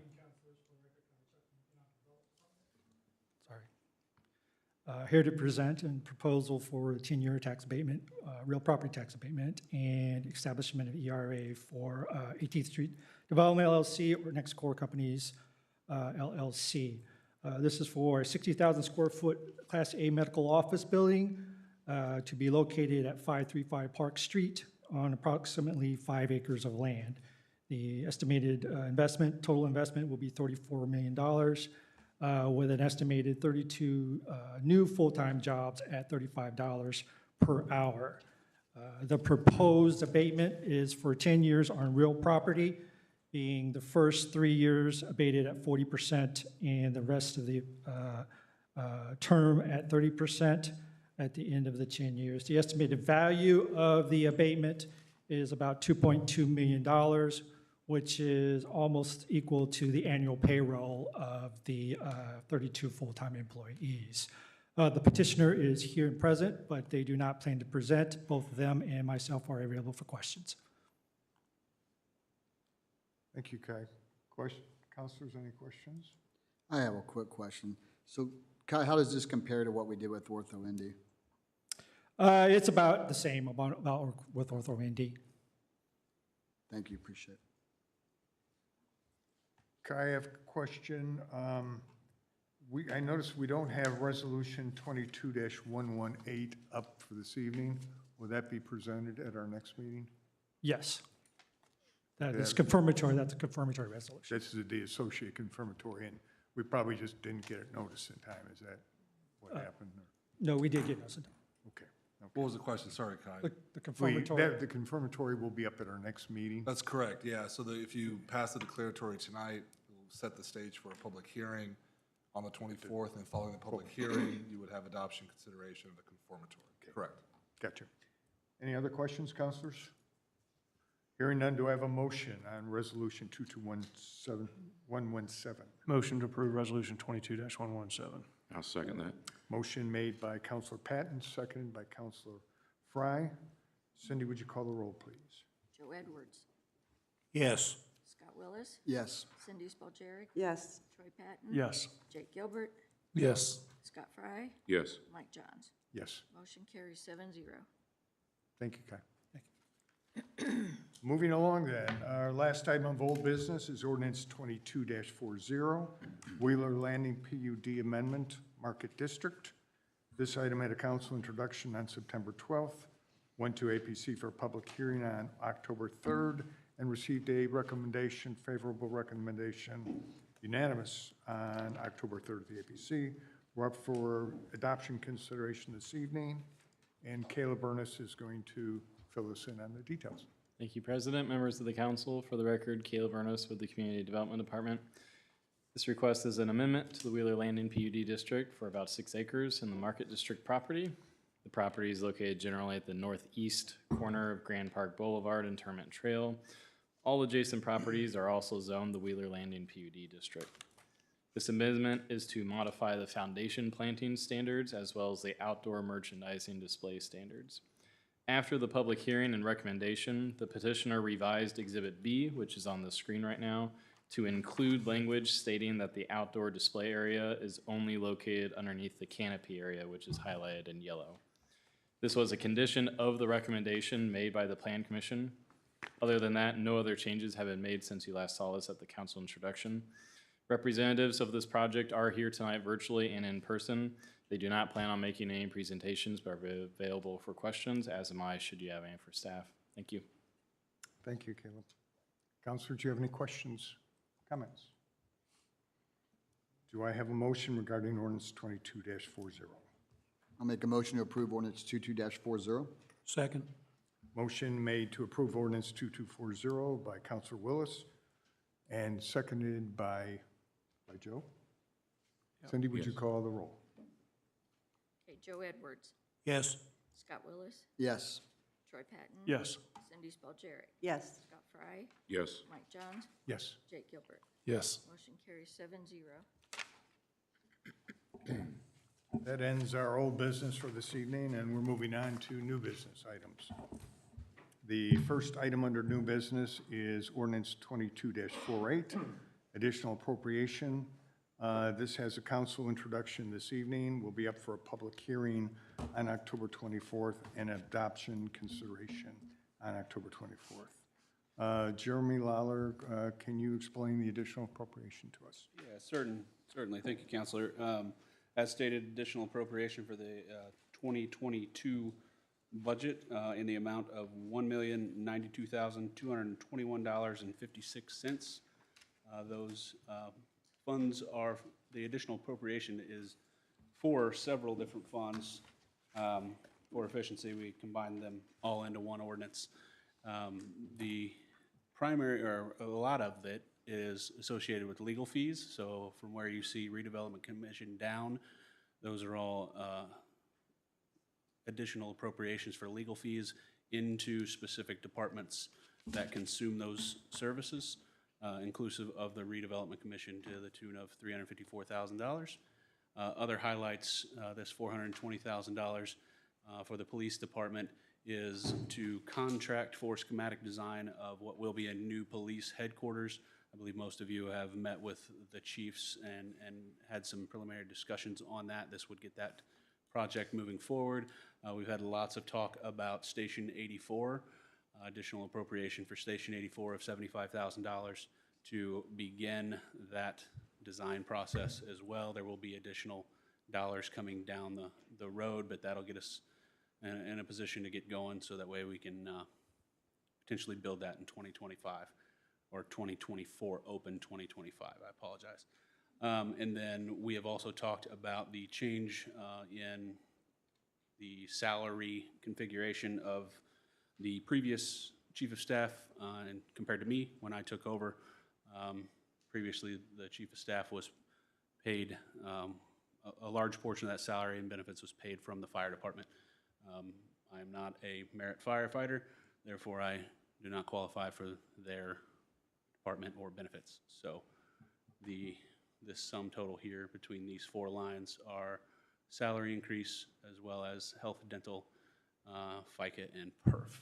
So with that, I will open up for questions. This is an introduction. We'll be back on the 24th for public hearing and adoption consideration. So.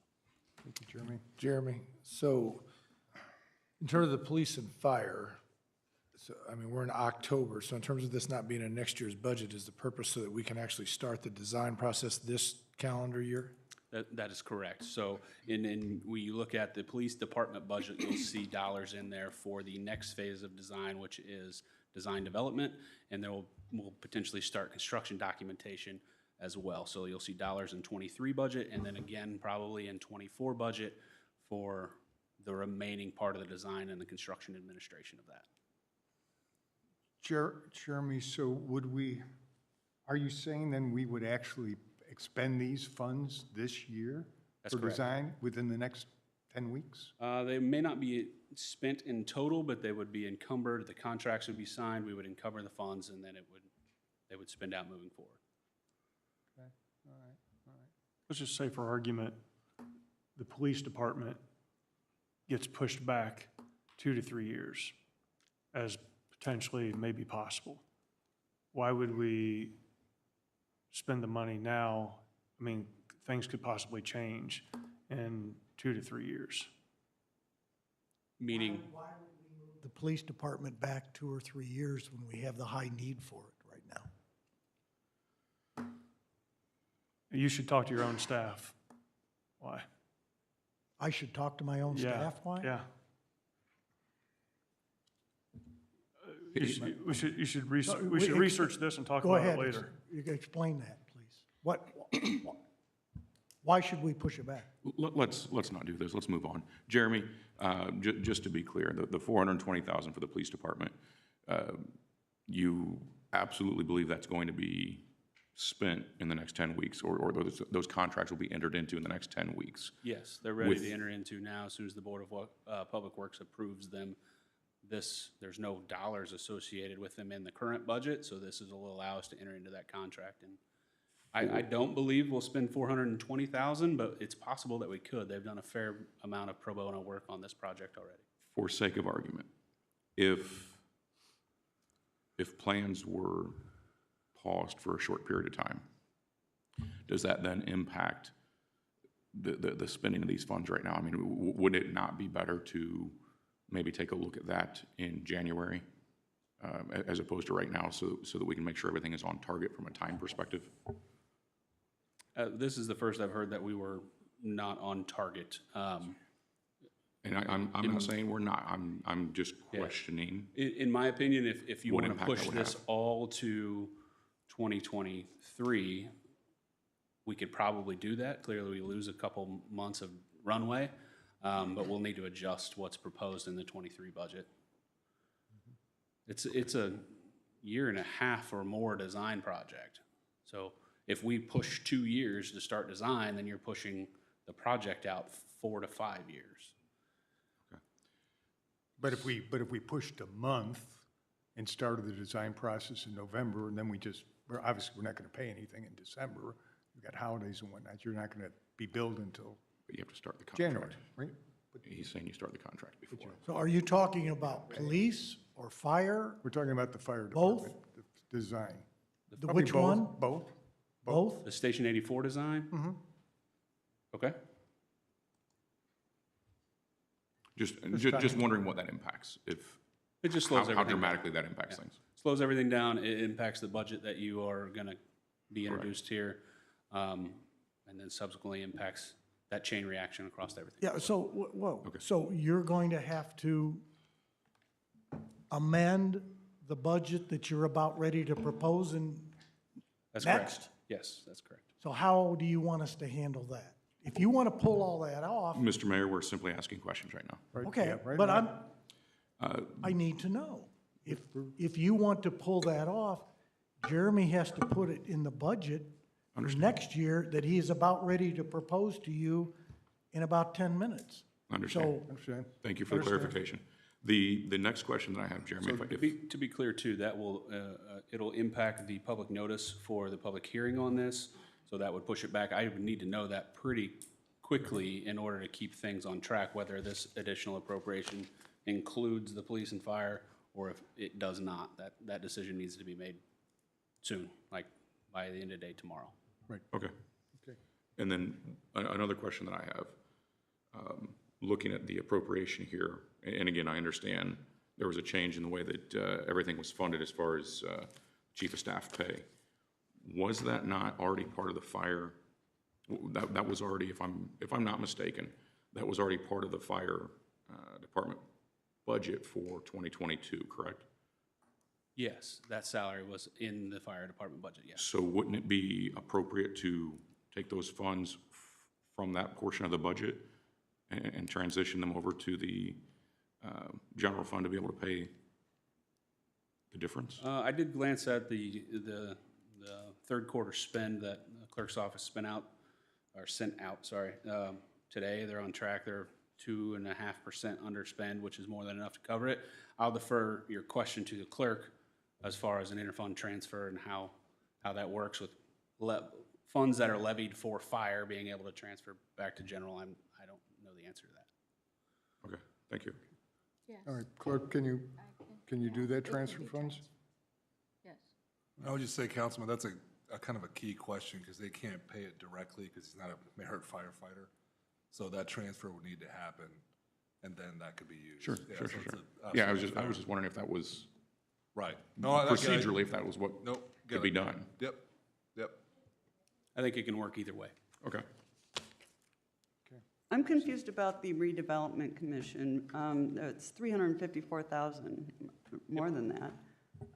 Why would we be doing an additional appropriation? Shouldn't that just be coming out of their cash? Yes, you would not be moving funds over there. I guess that's probably there for information purposes as much as anything. As you all know, you have review authority over the RDC budget. I felt it pertinent to put it in here as it impacts everything else. I can add to that a little Sure. bit, Jeremy. So it's one of those kind of funky terms our friends at the legislature didn't fully define. So appropriation takes on two meanings. One is new money, new budgetary money, and one is the authority to spend money you already have. And since the way it's been done in the past, from a legal standpoint, it's all been out of admin, and Jeremy's worked through with you all on the budget to kind of right-size all that and allocate it to wherever it needs to go. This is just a part of that. It's money that's there, but appropriation in the other sense means, okay, now we as the council authorize you to go ahead and spend that money for that purpose. Hopefully that helps. The It doesn't tricky part confuse for me further. is that we wind up setting a budget and we expect to spend that much or under that much. And then instead, it seems like it's maybe just a suggestion. And things like the Grand Park RFP that went out, that's what a lot of this is. We didn't approve that anywhere, but now we're being asked to pay for it. So that's the hard part. Okay. To be fair, though, I think we're asking for your permission to allow the RDC to pay for it. So this comes from RDC funds? That 354,000 would come from the RDC funds. the It's cash not, available. correct, that's not new money. Right. Okay, so this is a reduction of city money by about 354,000 bucks then? That in total, that wouldn't be a reduction, but yes, so. I don't understand what you mean there, Jeremy. If they're gonna pay it out of their, We will move, you all may remember the attorney fees accounting sheet that I sent you that broke down and it showed the itemization of each. That doesn't look like it, but, so we would move the expenses that we've had up to this date associated with the RDC, which in my mind is about $150,000. We would move that over to the RDC, then that would free up space in our existing general fund appropriation. So that would be up to the clerk to make that shift. And then The additional appropriation of that would be the remainder here, which is roughly $300,000.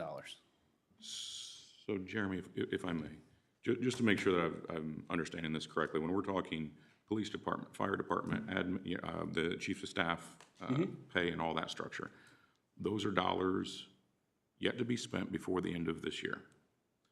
When we get into That's correct. the legal, all these legal fees by different departments here, those are also dollars to be spent, but not to be allocated because they're already allocated? Because that doesn't make sense to me, because there's $492,000, I think, here in legal fees roughly.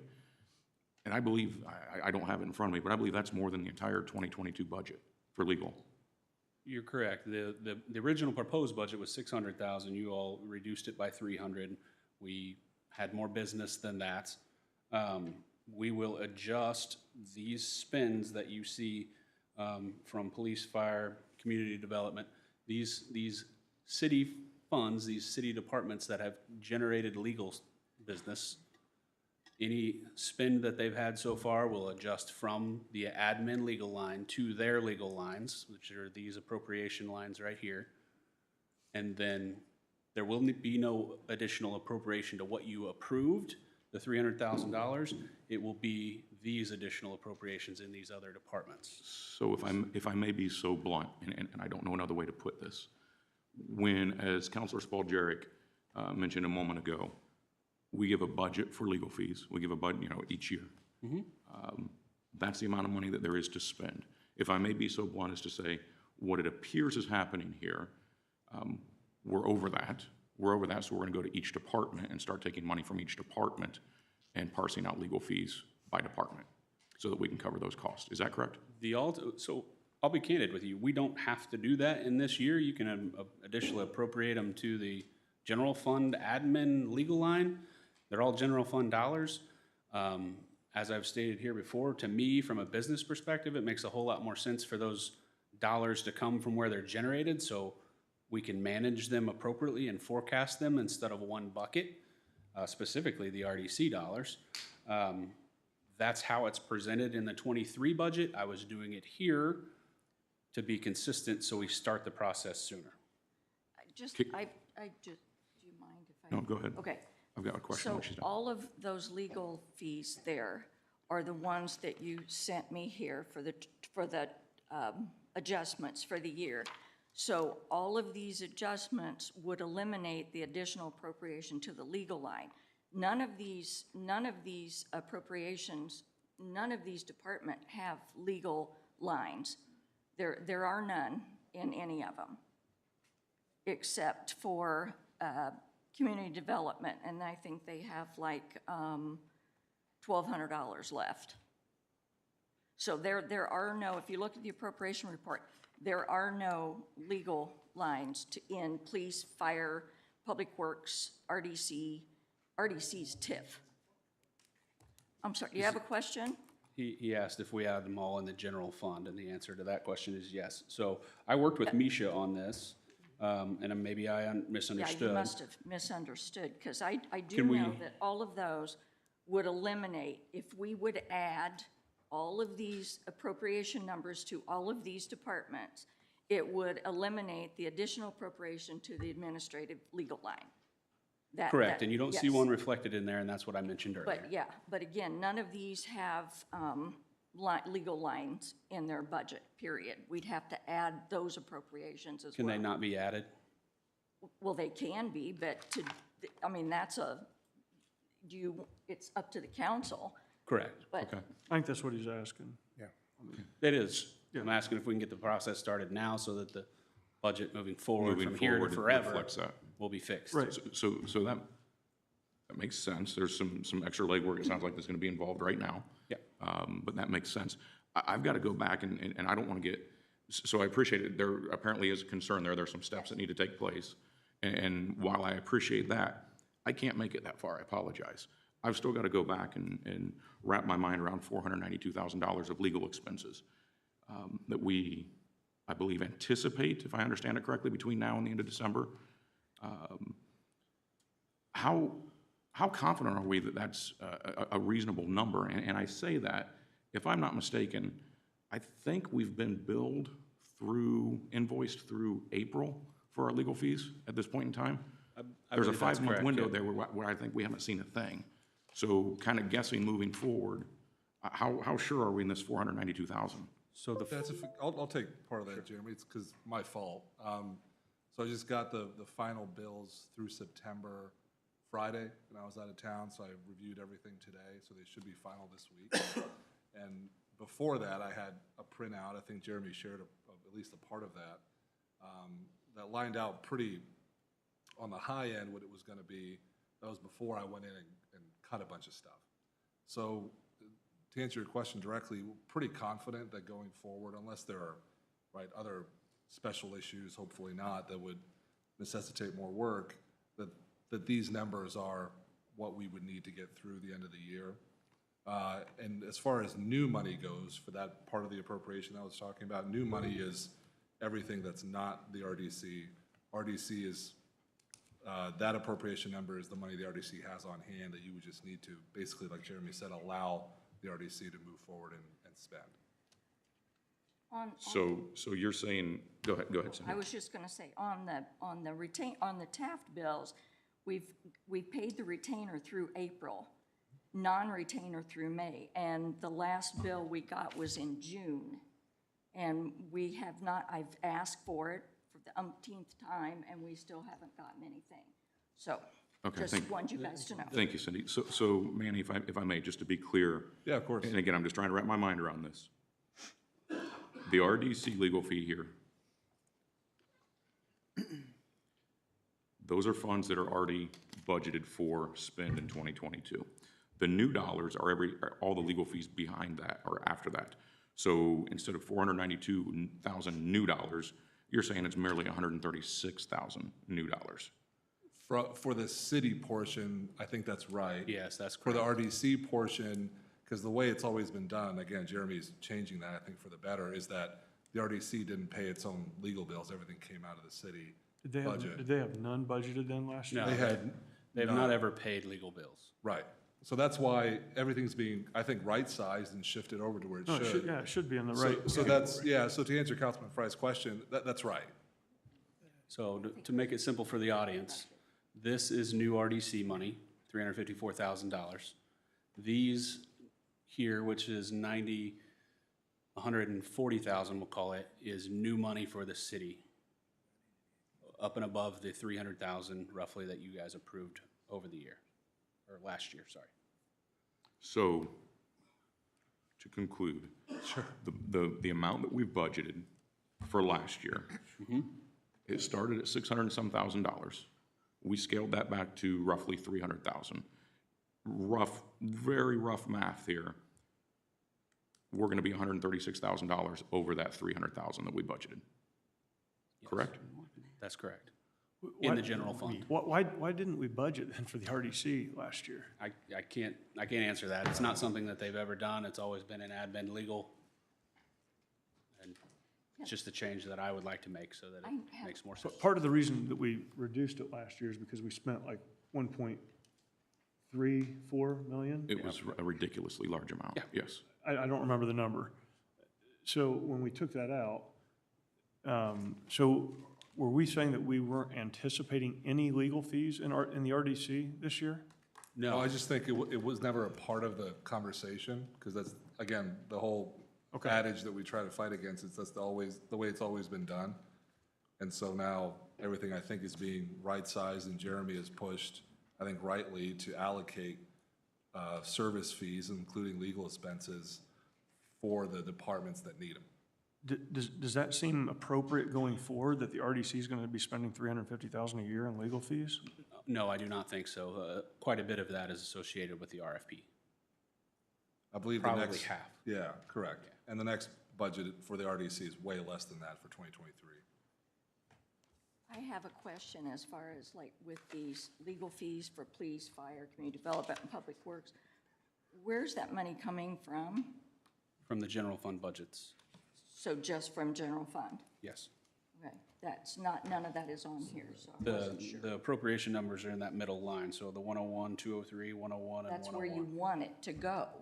Correct. Right, but I was wondering where it was coming from to go into those appropriations that we have to make. It would come from cash in the general fund. Just the general fund. Yeah. One more open question, if I may, and Jeremy, Manny, just, again, help direct me here. So a significant quantity, or a significant amount of the $350-some thousand for the redevelopment commission is because of the Grand Park RFP, the work involved in that. I know in a statement and an update we got a little bit ago, it could be a couple more months before any conclusion is reached, before any recommendation is reached. The process, the legal fees that are going to accumulate there, that's included in this as well? Or are those fees on top of this? Nope, that's included in there as well. That For the estimate. remainder of this year, there is money in next year's budget for anything that would occur next year. And we put a cap on next year's budget for activities associated with that. That needs to be in the budget, and we need to see it. We're supposed to see that by April 15, I think, or sooner. And this looks crazy to me, but the way this is done, but Jeremy, I know you took over. it needs to be done a little better. Yeah, I mean, to Joe's point, and I know you took over, so I'm not casting stones, although I am generally. I mean, Joe Plankus is here every meeting. He can come up and present his budget and tell us what's going to be spent, and we don't get anything. You know, I mean. We'll see to it that happens. They've got to consider it on Thursday. I'm not sure what you're referring to about April 15th. Well, there's a deadline. The handbook says that you will present the city council with a budget. I believe the RDC is supposed to present their budget. The RDC is supposed to present and their financials budget. twice a year. Yeah, it generally comes. Which we've never received. Generally comes late, about June or something like that. That's fair, and we'll try to hit that date this year. When you said budget, I thought you meant a budget that we're introducing tonight that has the deadline at the end of October. Okay. But this could clear up a lot of, a lot of the counselors' efforts are towards the redevelopment commission and the other commissions that hold city property. And it needs to be defined and paid out of that pocketbook. That's what I'm see how attempting to do good of here. operators they are then. That's certainly the goal.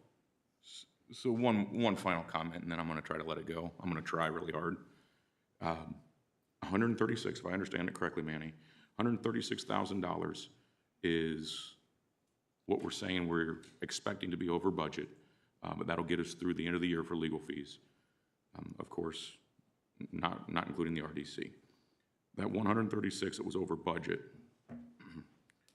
I asked the question, you said with absolute confidence that we won't have those problems anymore moving forward because, well, now we're up through September. I haven't seen anything on the docket for anything since, I believe, April. I want to remind you that the budget, we tried to minimize the amount that we're going to spend in legal fees, and I think it was maybe February, we were asked to approve $80,000 that didn't get invoiced in a timely fashion from the previous year. So we started in the hole, roughly $80,000. My memory's not great, it might have been $75,000, but it was roughly $80,000. There's no way that type of inefficiency in invoicing and expecting us to pay, that you can't run a business that way. I don't know how we can expect to spend taxpayer dollars that way and budget taxpayer dollars that way. That's not acceptable. Yep, I hear you. If I may, though, I believe that $80,000 was associated with the Baker Tilly report carryover from last year. I don't believe it was City Attorney Taft bills. But regardless, I hear your point. Councilman Johns has raised it before, and I agree with it. Here's my issue. We really have no idea the prioritized nature of all this. And what I mean by that is we sat here earlier in the year and said, hey, we're looking at the legal fees here. We know we budgeted this much. It looks like you're gonna be over and by 4 months or 5 months or 6 months. And I know we talked through that and just said, we just want to make sure we're working out. I believe multiple of us pointed that out, you know. And we are, I believe, supportive on things that come up that are out of our control and lawsuits we have to fight and things like that. But when we see an astronomical number like that, it's obviously scary. I mean, we're talking almost $500,000 here, but at the same time, we just don't really know how much of that was like, well, the city had to, we had no choice in this matter. But then maybe we could have pushed this review of that manual back or whatever. So I'm certainly not doubting the quality of any work. I'm just saying along the way, we tried to make it a priority to limit legal fees. Manny's been clear that there's been really a very comprehensive review of lots of things. We have kind of operated under an assumption this too shall pass.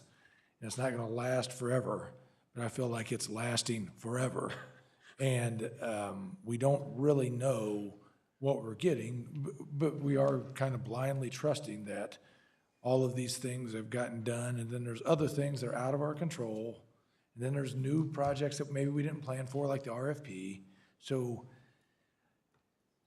it's just, this is a big vote on a lot, on some things we don't know. So I do believe, Jim, I'm grateful for what you've done, because I do think that adds clarity, because we just used to see administrative line, and so thank you.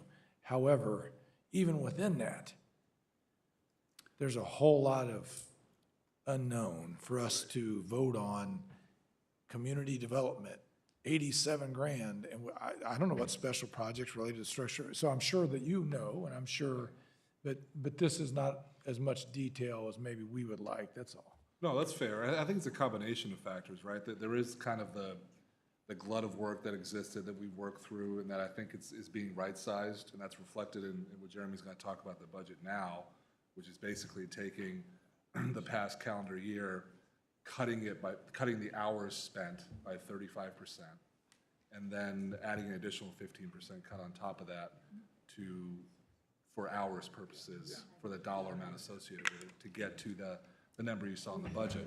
For a lot of the work, again, I'm happy to meet with you like I have before, and with others to kind of go through exactly what You've happened. always But as answered you if I've know- asked questions, No, which I fair. appreciate, Manny. Right. But like, we don't know what question to No, ask. fair Till we question. show up and see this, and it's like, Right, oh. right. So a lot of it, again, you can't put all that detail in here, so we Yes, try to sir. put as much as possible. But it's associated with a lot of work that is melding between what needed to be done, and unfortunately, we don't have the ability. It's like 99% reactionary, and that's the problem with every legal department, from Fortune 10 to mom and pop, is we're reacting to things. In some instances, like land acquisition, okay, there's a project and we have to get that project secured, and this is what we need to do, and that's just a necessary expense. A lot of it is just the general operational aspects of the city and what needs to be done to make sure that the city's protected, either from lawsuits or from, even just development agreements that may seem vanilla, take a life of their own when you have folks that want to add things to them, or developers that are trying to get an angle. Even though we have great developers, it's always kind of a push and pull in that direction. So a lot of that work is reflected here. And apart from the Grand Park RFP, there's not a lot of it that's directed, unfortunately. It's kind of reactionary, which we have to guard against. So it's a trade-off of meeting all those expectations, making sure that department heads have the answers right away. Somebody gets subpoenaed, hey, can you show up tomorrow? Can you take care of the subpoena? Well, no, sorry, the budget doesn't allow me to do that. We just don't have that. I don't have that ability as So Laura I to do think that. we are sensitive to that. Sure. But this would basically lead us to believe that we have been sued at record rates and will continue to be so over the next few months, and therefore we have to be prepared, and maybe that's the case, that it's all reactionary, so forth and so on. But, man. So if I may. So if I'm- I can just add to this, okay? I agree with Councilor Gilbert. I think probably where we're at tonight is, I think we're all in shock looking at these numbers, all right? And I feel like the council's being put in an unfair position to have to take all this in at the same time that we're looking at our city budget for the year. I've met with Mr. Herzog here, Councilor Herzog, and we've talked several times, we've met, we've discussed the invoicing process. Our legal bills, this should not be a surprise to us. We get monthly reports as to how we're performing versus budget. We have an agreement with our council that they're to bill us on a monthly basis. I have asked to see those bills since April, May, June, July. We've met. I understand there's some accounting issues that you're working through, but right now, we're all kind of getting dumped. I mean, this is being dumped on us, which we should have known. There's no way that somebody didn't know that we've got $492,000 of appropriations to be requested. We've got a legal budget for this year of $352,200. As of the end of April, beginning of May, we're $3,168 in the hole. And every month, I keep asking for how much more are we in the hole? And we don't get that information. And now at the end of the day, we're asked to pony up for $492,000. At the same time, we're trying to consider our budget. And I just think, number one, it's pretty unfair to the citizens of Westfield not to have that information on a timely basis. Again, it's a contractual basis. We're dealing with one of the top law firms in the United States. You would think that they could invoice them on a timely basis, as they've agreed to do in their contract with the city in writing. And they have not done that. And it's put us in a box where we're sitting right now. May I respond to that, please? Please. When we bring you a budget, as we're going to probably spend a lot of time here yet tonight, be very clear. We don't bring you an inflated budget like a lot of government practice in anticipation of having to negotiate. We bring you an honest estimate. And when it comes to legal fees, it's an estimate. We never know who we're going to get sued by, what kind of development agreements we're going to get into, which if we do, we're fortunate. We don't know that for all in next year. We bring you an honest estimate. And we did that with our legal fees last year. You cut those legal fees by $300,000, if I'm not correct. I get lawsuits that come into my desk once a month or so. I can't send them back and say, sorry, we're out of money. So please understand, it is our, I say something funny? No? Okay. If I have something to say to you, Andy, I'll say it. Don't worry about it. We bring you an honest estimate, and we don't intend to have to, we can explain it to the best of our ability, but we're a growing city. And our revenue is up. Our demand for services is up, including legal services. And every line item we're going to present you tonight is our best guess estimate. But Mayor, you made a unilateral decision to basically go down a road that's costing us hundreds of thousands of dollars in legal fees without the approval of council or the RDC. And that's just something I seriously have a problem with.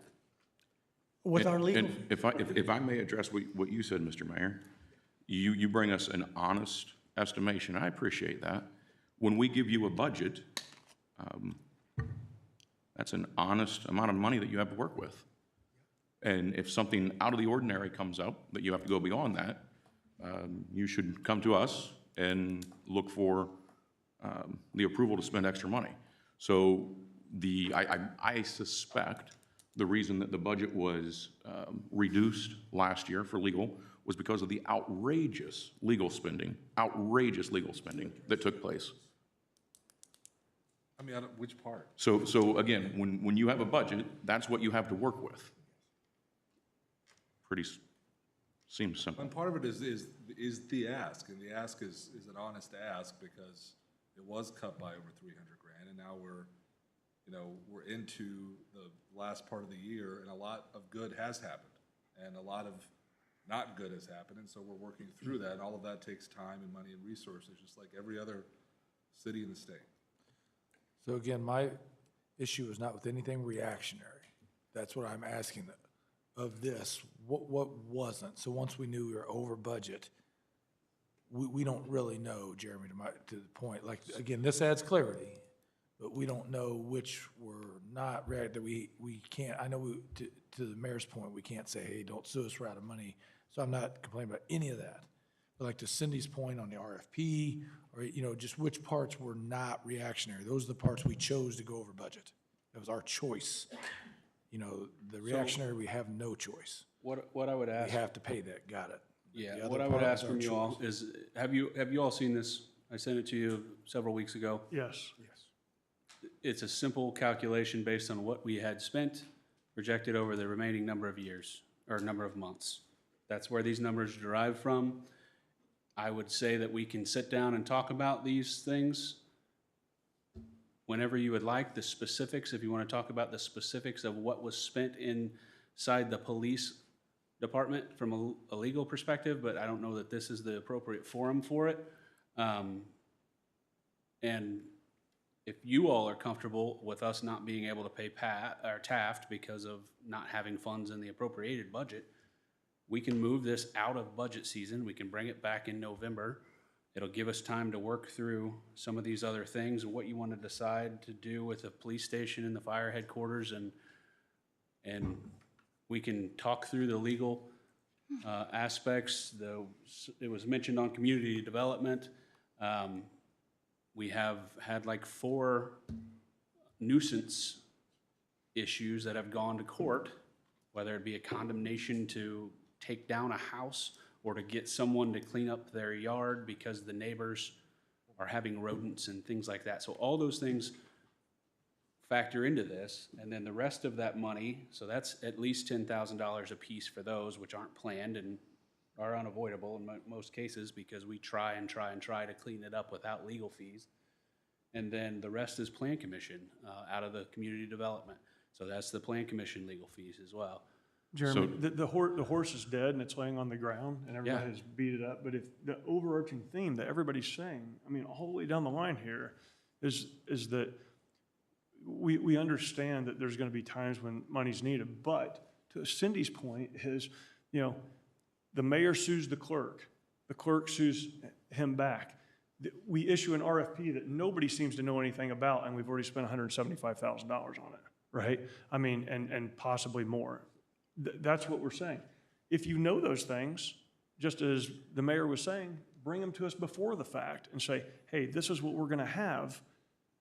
We're going to need $354,000 because, and I think you would agree with that. Well, Troy, I would, Councilman, but part of the issue is, and going back to Councilman Gilbert's point, I wish I could stay here and go, listen, on November 1st, we're going to be looking at the cliff, and I can decide, and I alone, whether we jump off or not.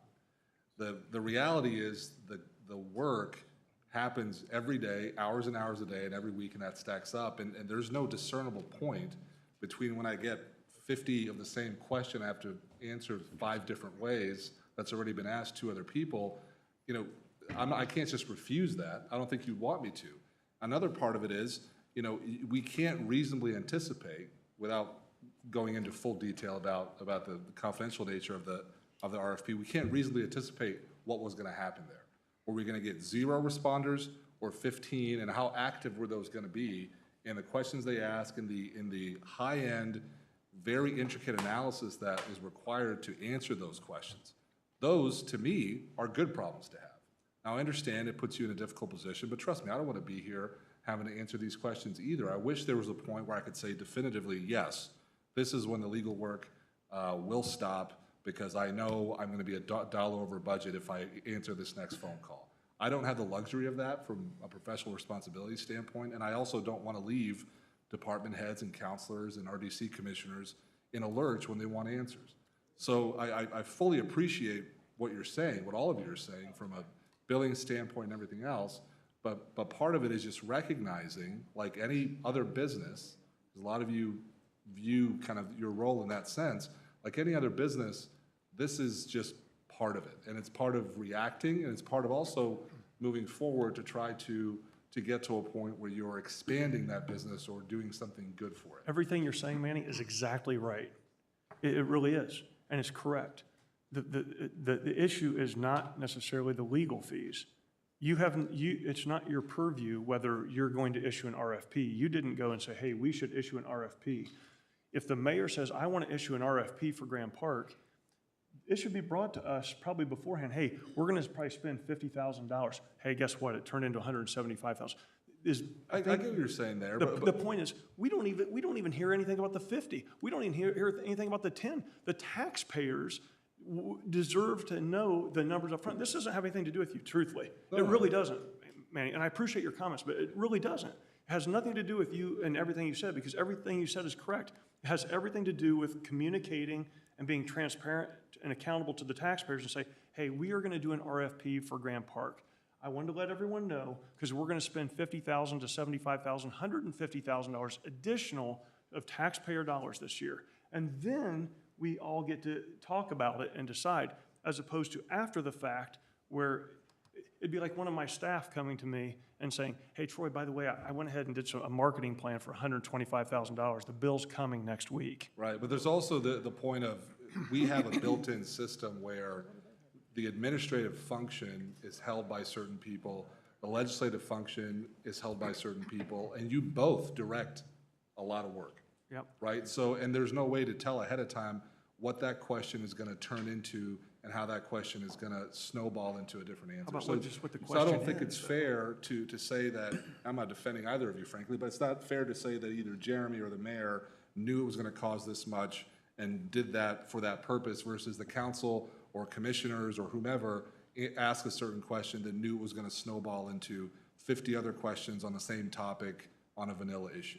It's just, it's a part of moving through the issues. If I could say something real quick, I'm the one that haven't really weighed in on this. Jeremy, I appreciate what you're trying to do here moving forward. I think it's the right move. I think everybody here on the council can agree with that. I think moving this until November, let's get through the budget and then come back, I think that makes a lot of sense. The other piece to it too is, obviously there's some communication issues. I think everybody up here would agree that we've got to get better at talking about legal fees, whether that's an executive session, quarterly, monthly, what have you, keeping the council abreast of legal fees, because it really has been for the last couple of years we've been on council an issue. We're not going to figure that out tonight. We're at 9 o'clock and we're at item 1 of a 2-page new business agenda. So I would recommend let's move forward with this. Let's put it on the shelf, and then let's work together to try to come up with a solution in November where we can get the bills paid, but slap the table on a new solution that we can all agree to moving forward that makes sense for everybody. Jeremy, I would like to, if we could. Go ahead, Cindy. No, I was just going to say, I hate to beat a dead horse, but just so you know, admin, consulting, legal, and consulting is already over. We haven't had a bill. We're only paid through May. So where is that money coming from to pay when you're already over in admin? So if I may, we've still got a lot of stuff to get our arms around here. Can I suggest, I had questions early on about the police department, the fire department, what that money was going towards and the timing of that. You'd indicated that we don't want to slow that down. Can I make a suggestion that you simply, or someone simply adjust this so that we can keep it on pace for October 24th, but remove all the legal fees and move those into a November conversation so that the top portion, we don't slow anything down there, because those, that's my recommendation.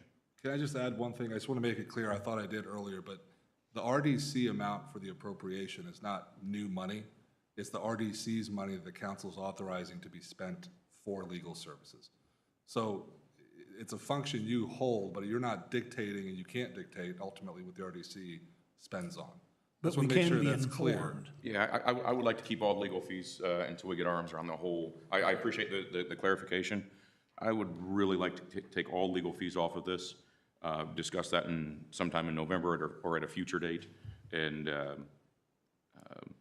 go ahead and move forward with everything above the legal fee lines. I'll second that motion. Okay, well, we'll get it modified. It does create additional legal work, but we'll get it modified and public notice for the public hearing appropriately. How much can we be charged for removing 5 lines in an Excel spreadsheet? Well, I'm not sure, but I don't like to work for free. I think Jeremy could do it. Jeremy, can you navigate Excel and delete 5 lines, 5 rows? I think I probably can. Excellent, That was thank you. A little bit of a joke, but try to lighten the mood before we get into heavy stuff. So yes, I'll get it done. So we talked about the admin salary. Are you wanting that to stay in here? Or you want to do an internal transfer and figure that process out? I think we should do an internal transfer, take care of that. It seems like a no-brainer, pretty simple. They've got $440,000 left in their salary budget. It would be just roll with it. Manny, do they need to take action to do that? To approve an interfund transfer? Question for Madam Clerk. Cindy? Clerk, can Do you they- do that? Can you you need handle that action? transfer? Oh, yes, yes, please. You need action from council to do an interfund Yes. transfer? Okay, so I'd like to make a motion that we do what was that again, Jeremy? An interfund transfer from, for the amounts listed before us for the admin salary, admin health and dental, admin FICA and Medicare, and PERF. Those lines, someone that's quicker than I am, tell me what those lines total. And that's the amount that I would like to, I'd like to make a motion that we do the fund transfer. I got it. All right. and then I'll revise this to where it's just the police and fire stuff. We'll get Correct. it notice for public hearing, and we'll bring it back on the 24th. Thank you, Jeremy. I appreciate your patience with us. Perfect. Thank you. Do we need to vote on that? Yeah, you made I the second. motion. Okay, Jake seconds. All right, motion made by Counselor Fry, seconded by Counselor Gilbert. Want to take the roll on that? Okay, Joe Edwards, Yes. Scott Willis, Yes. Cindy Spalgeri, Yes. Jake Gilbert, Yes. Mike Johns, Yes. Scott Fry, Yes. Troy Patton. Yes. Motion carries 7-0. Okay. And then with respect to the remainder of this ordinance, you'll bring it back to us in 2 weeks, revised? Revised, yes. The Assuming police I and get fire the public department. notice done in time Yeah. for the public hearing, Thank you. which is 10 days, right? You need to get it on, to the papers by the 13th. Okay. Okay. The next item of new business, ordinance 22-43, the 2023 budget. It's up for a council introduction this evening and a public hearing this evening. Adoption consideration, October 24th. Jeremy? Good evening. Up for introduction tonight is the 2022, or I'm sorry, the 23 budget. You may recall, we had a 3.5-hour-long budget workshop a few weeks ago. The notice to taxpayers, which is the DLGF fund, and I have Greg Garitas here with me, and/or Madam Clerk could explain this fund probably in better detail than I do, but the proposed spend is $72,668,186. The details of that are, the summary, I should say, of that this year is found in the budget memos that we provided. They have been slightly updated. I don't intend to bring all the directors up here again this evening, but they are certainly available to answer questions that you may have. And then I also have the sustainability plan available for you. And then, unfortunately, I emailed you the enterprise-wide summary at about 4:45. I did not bring it to put it up on the screen, but I will read it into the record. It's the summary. It's kind of that one-page summary that Cindy had asked for. So I'll read the highlights there, and then we can dive into any of your questions. So you asked for 22 compared to 2023. So the 22 expenses were $57,008,501. The 2023 proposed expenses are $72,068,282, as we saw on Form 3. The revenue for 2022 was $58,317,142, and the proposed revenue, or projected revenue is probably a better word for 2023, is $77,536,062. So essentially, we have a 33% increase in revenue and subsequently a 26% increase in expense. So as you did the quick math, we are underspending our revenue by just under $5.5 million. Highlights of the proposal is 23 new employees. Total cost of 23 new, the proposed employees is $2.254 million. Our existing staff of 51 people, salary and benefits, total cost is $23,522,078.43. A few of you asked what we are proposing in the budget is a 5% cost of living increase, and then we are also proposing that the city absorb the full 9% projected increase on the healthcare. The 5% cost of living increase for the 251 employees is $913,558.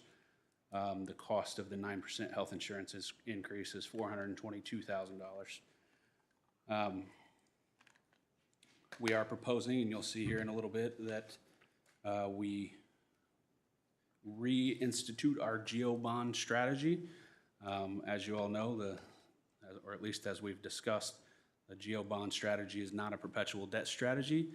It is a method that the state gives us to be able to stabilize the decline of our tax rate and also capture revenue that would otherwise flow to other communities. Because as we all know, we have 1% tax caps here in Indiana. So the residential taxpayer pays the same tax bill whether our rate is 50 cents or 75 cents.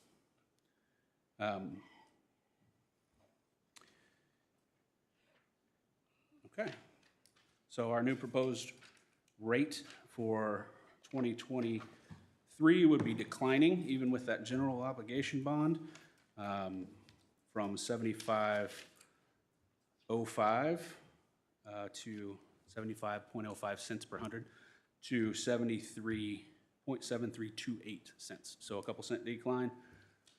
I guess with that, we can dive into the details of anything you would like to discuss. I also have OpenGov pulled up, so if we want to get into the weeds of any specific budget, that we have that ability. If you have really specific questions like legal or otherwise. Here's a nice chart that shows our growth and revenue projections. So revenue growth is 77,536, apologize, and then our expense revenue 72,068,282. As you can see, we are doing our very best to not spend every dollar that we receive and to reserve funds for operational costs for future growth should we experience any kind of decline in AVs, slowdown in the economy or in development, and or if we have future issues with our special legislation associated with the growth quotient. So, fire away. I have a few questions about how the ARPA funds are treated with this, because obviously they were a one-time deal. I mean, we got our 2 disbursements, but that's not ongoing. That is, you know, pretty much accounting for a big bit of the increase. But those are actually more specialized funds Are they accounted for the stormwater, the amount that was appropriated? Is that showing up in storm? It does not show up in storm. It has to be appropriated out of your ARPA expenses. It shows you right now having, and I believe. Right now, it looked like it was under admin, well, on the appropriation budget summary, it was page 7, and it's listed under admin services. That very well could be a typo. In the budget, it is a DLGF fund, but in the budget itself, right here, you can see you have 4.212 appropriated to spend. Actually, that's the adjustment. You have 9.14 left to spend, and it reflects in the expense account, and then I believe you worked with Misha on the revenue portion to ensure that the revenues were captured correctly. You'll see that the revenue is also captured in there. So you'll spend from that appropriation number. I thought it had to be subcategorized for things like the storm water. So it would have to show up in your, I'll defer that to the clerk as well. I'll ask our ARPA attorney. Okay.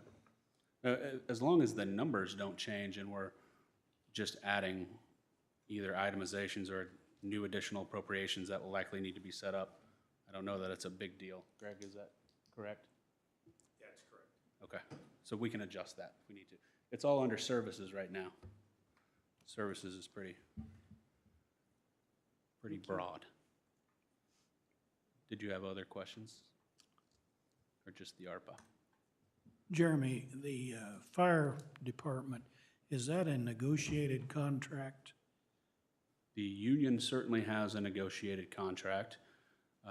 While it does potentially have impacts on the budget, I believe all of those, we have not finalized that contract, and we have to by the end of the year. I've met with the union a few times. I've met with the chief. Any expenses associated with that are included in the proposed budget. But we don't know exactly what we're going to pay them because that's part of the negotiation, I would suppose. I don't know where that stops in the management level, but. We do know. What we've proposed in the budget, what we are going to agree to in the union contract. How's that sound? Okay, sounds good. Sorry, union guys. I know they're around here somewhere. I got two questions. Are you through, Joe? I got two questions real quick. So the GEO bond, I thought I saw some information on that. What exactly is that GEO bond going to be used for, the money from that? And then my second question is 5% cost of living adjustment. How does that compare to other cities here in central Indiana? Are we pretty comparable there? So to tackle your first question, we have the GEO bond ordinance coming up soon. We can either tackle that there of the specifics, or I can tell you what it's being proposed for right I'd like now. just a general idea of what we're thinking so for. it's $5.65 million. $750,000 of it is going to fire engine 84. There is a 2-year lead time on fire engines right now. So if we were planning on building the station and open in 85 or in 25, we need to order now to have an engine to put in the station when it's done. There's $700,000 in there for the design of phase 2 of 191st Street expansion, which is from Thomason Roundabout to the Grand Park Boulevard Roundabout. $1.2 million for the 181st and Wheeler Roundabout. So whether we've applied for federal funds for that, hoping we will, the 1.2 will cover that. If we do not get funded, which I think is unlikely, we will work the design similar to 171st and Cary with open drainage and things like that, which will improve the project now and later have to be addressed potentially if additional development comes through there. So John will tell me it's not temporary. I'm saying it's a functional temporary solution until a larger project can make it more traditional. And then there's $3 million for the Cherry Street Bridge replacement. Over here on Cherry Street, as you know, in our development agreement with Union Square, We committed to replacing that bridge with the idea that it would reduce the floodplain where Phase 2 on the other side of a Union Street, where those apartments are going. And we need that portion of the project to fund the development in the garage. So we penciled that in here to get that done and keep them on track so we can not have any exposure to our other supporting tax services for that development agreement. What was your second question? Cost of living? Cost of living, we are proposing 5. The range varies. We've done a little bit. We are in the lower half of the county. Some of the other cities are doing a 6% with a one-time 2% bonus, basically, just a 2% check and then a 6% cost of living. There's another that's doing 5 and 3. The county, I believe, is doing a range between 3 and 6 based on some study that they're doing. Zionsville's doing 7. And Noblesville is 3. So Noblesville is the one that's less than us, then we're at 5%. So based on all of that, I think it's pretty reasonable. We also have a list of a bunch of other counties that we could find basically in what they're proposing. In sum total, the average is about 5%. Thank you, appreciate it. Are uniformed officers, police officers also on a negotiated contract? They're not. Okay. Some of those numbers that you were talking about in the county, the department heads are not getting the cost of living adjustments. That's fair. I don't know. Yeah, just to point that out. Just a couple overarching things, and actually kind of what Scott was saying. I am curious on the GO bond. When you talk about the 191st Street expansion or whatever, I think that I'd rather see that delayed and it's part of a bigger overarching thing. If you're going to do the GO bond, I'm not saying I'm for or against it, but those monies should be for things that we need currently, not necessarily something that's, bet on the come later. That could be rolled into a bigger bond issue later. That's just number one. Number two, I'm not a proponent of 5% overall increases for everyone. I think that's a bad idea. I like merit increases for everyone. If someone deserves a raise, they should get a raise. But to just say, hey, everybody's going to get 5% across the board, I mean, it's like Ben and Jerry's ice cream, where everybody got the exact same raise every year, right? I mean, I think that it should be based on merit. And just to throw out a couple numbers, the average wages, for like the city of Westfield, let's say there's 71,000. The top quartile of working people in Hamilton County is 56,000, okay? And that's 71,000 without benefits. The only company that's actually higher than us in terms of wages is SEP. And if you factor in our benefits, we're actually higher than them.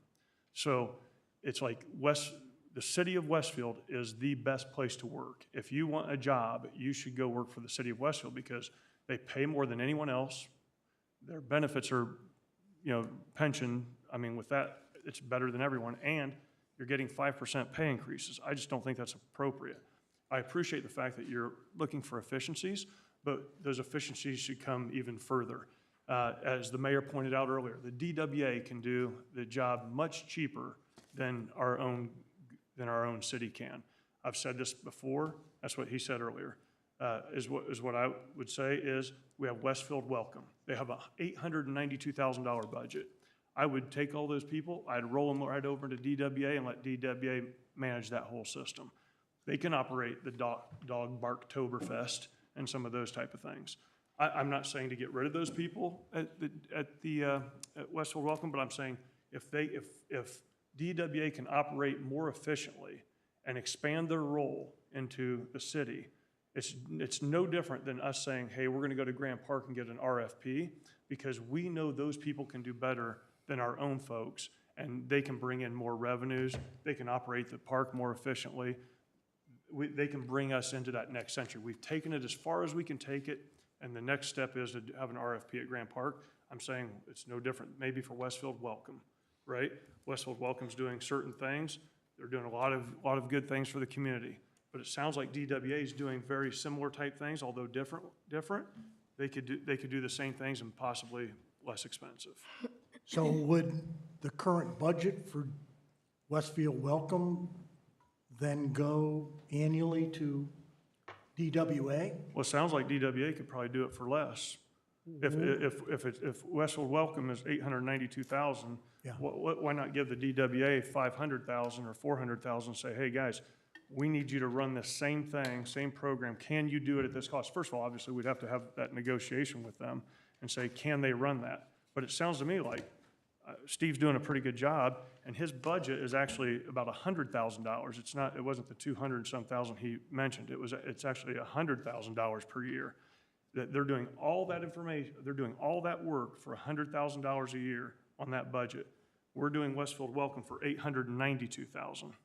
But Troy, I got to interject for just a second, because I agree with what you're saying to an extent, but the cost to produce most of these events with all the supplies down to, I mean, everything they need to do to host all these events for a community as big as ours, that's where a lot of the cost is. I mean, actually, most of it is not really in salaries. It's in all the supplies and other things that are needed for the events. Yeah. And so, in paying all those vendors to show up and, you know, those kind of things, so. 400,000 is actually in supplies, the rest of it's in wages. That's what I'm saying. It's not, I'm not saying it'd be a dollar for dollar, $892,000 over to DWA. I'm saying that it's possible that Westfield Welcome is doing maybe more than the DWA. But it sounds to me like the DWA, from watching the presentations, is doing a lot of things more efficiently. The mayor even said that they can do things more efficiently. Would you rather have the city go out and get a proposal on the comprehensive plan? They can do it a heck of a lot cheaper than we can. So. Another thing, Troy, I'm in favor of hiring uniformed officers only, maybe with one or two exceptions. In police and fire, we're going to have a new firehouse, so we're going to have to staff it. And so that's going to require several new firemen, and we'll have to pay them and pay them well. The same way with we're hiring, I think, 3 new police officers. But some of these other adjunct people, I think we could do without, just to tell you the truth. Now, that's my opinion. And I think we have to be careful of putting too much lard in the pie, I guess is a good way to say it. And we can get in a bad way if we're not careful. Can I ask, and this is the follow-up, and I'll get Greg Garatas up here. While you're here, you might get paid, you might as well speak. Always on your notes every year, and it's like one of the things, the only things that you underline, I should say, is basically the concept of be very careful, and you don't really want to necessarily hire people. And your summary has said that every year. And so I'm wondering what your opinion is on us adding this many people right now. Well, I mean, to be honest with you, I was hoping you were going to get the SAFER grant. You didn't get the SAFER grant, so we've been saving up to add as we go and try and put everybody in the plan, and we're shifting some dollars from the general fund to the fire fund to get it done. So, you know, and knowing many years ago when we started the financing for the new fire station that these were coming, would I, you know, I understand the need. Would I rather have less? Sure. But it's got to be matched up with the need. So we tried to come to a way to achieve it. But I guess I always say, number one, don't hire anybody until the 1782 notice comes about. And number two, you know, phasing in is always good. So implicit in some of the fire station's numbers or the fire department's numbers, we know they're not going to be able to, I get this question around the state all the time. Can you hire X amount right today? No, you can't. It's going to take some time to bring them on. So I still believe we've got to proceed with caution, but I do believe that we've been trying to get there. And again, until 1782s and final numbers come from the state, you know, the jury's still out. Okay. Does that answer your question? It is. Do you know of any other communities our size? And granted, I know we're one of the biggest, fastest growing communities.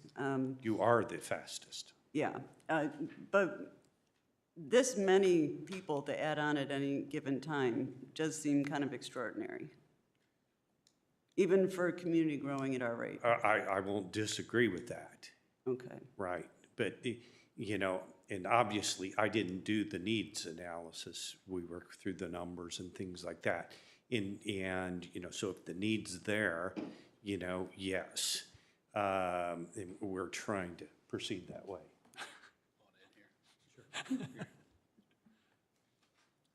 So while I value Greg's opinion tremendously, Greg is a numbers guy. We are in operations in a service industry.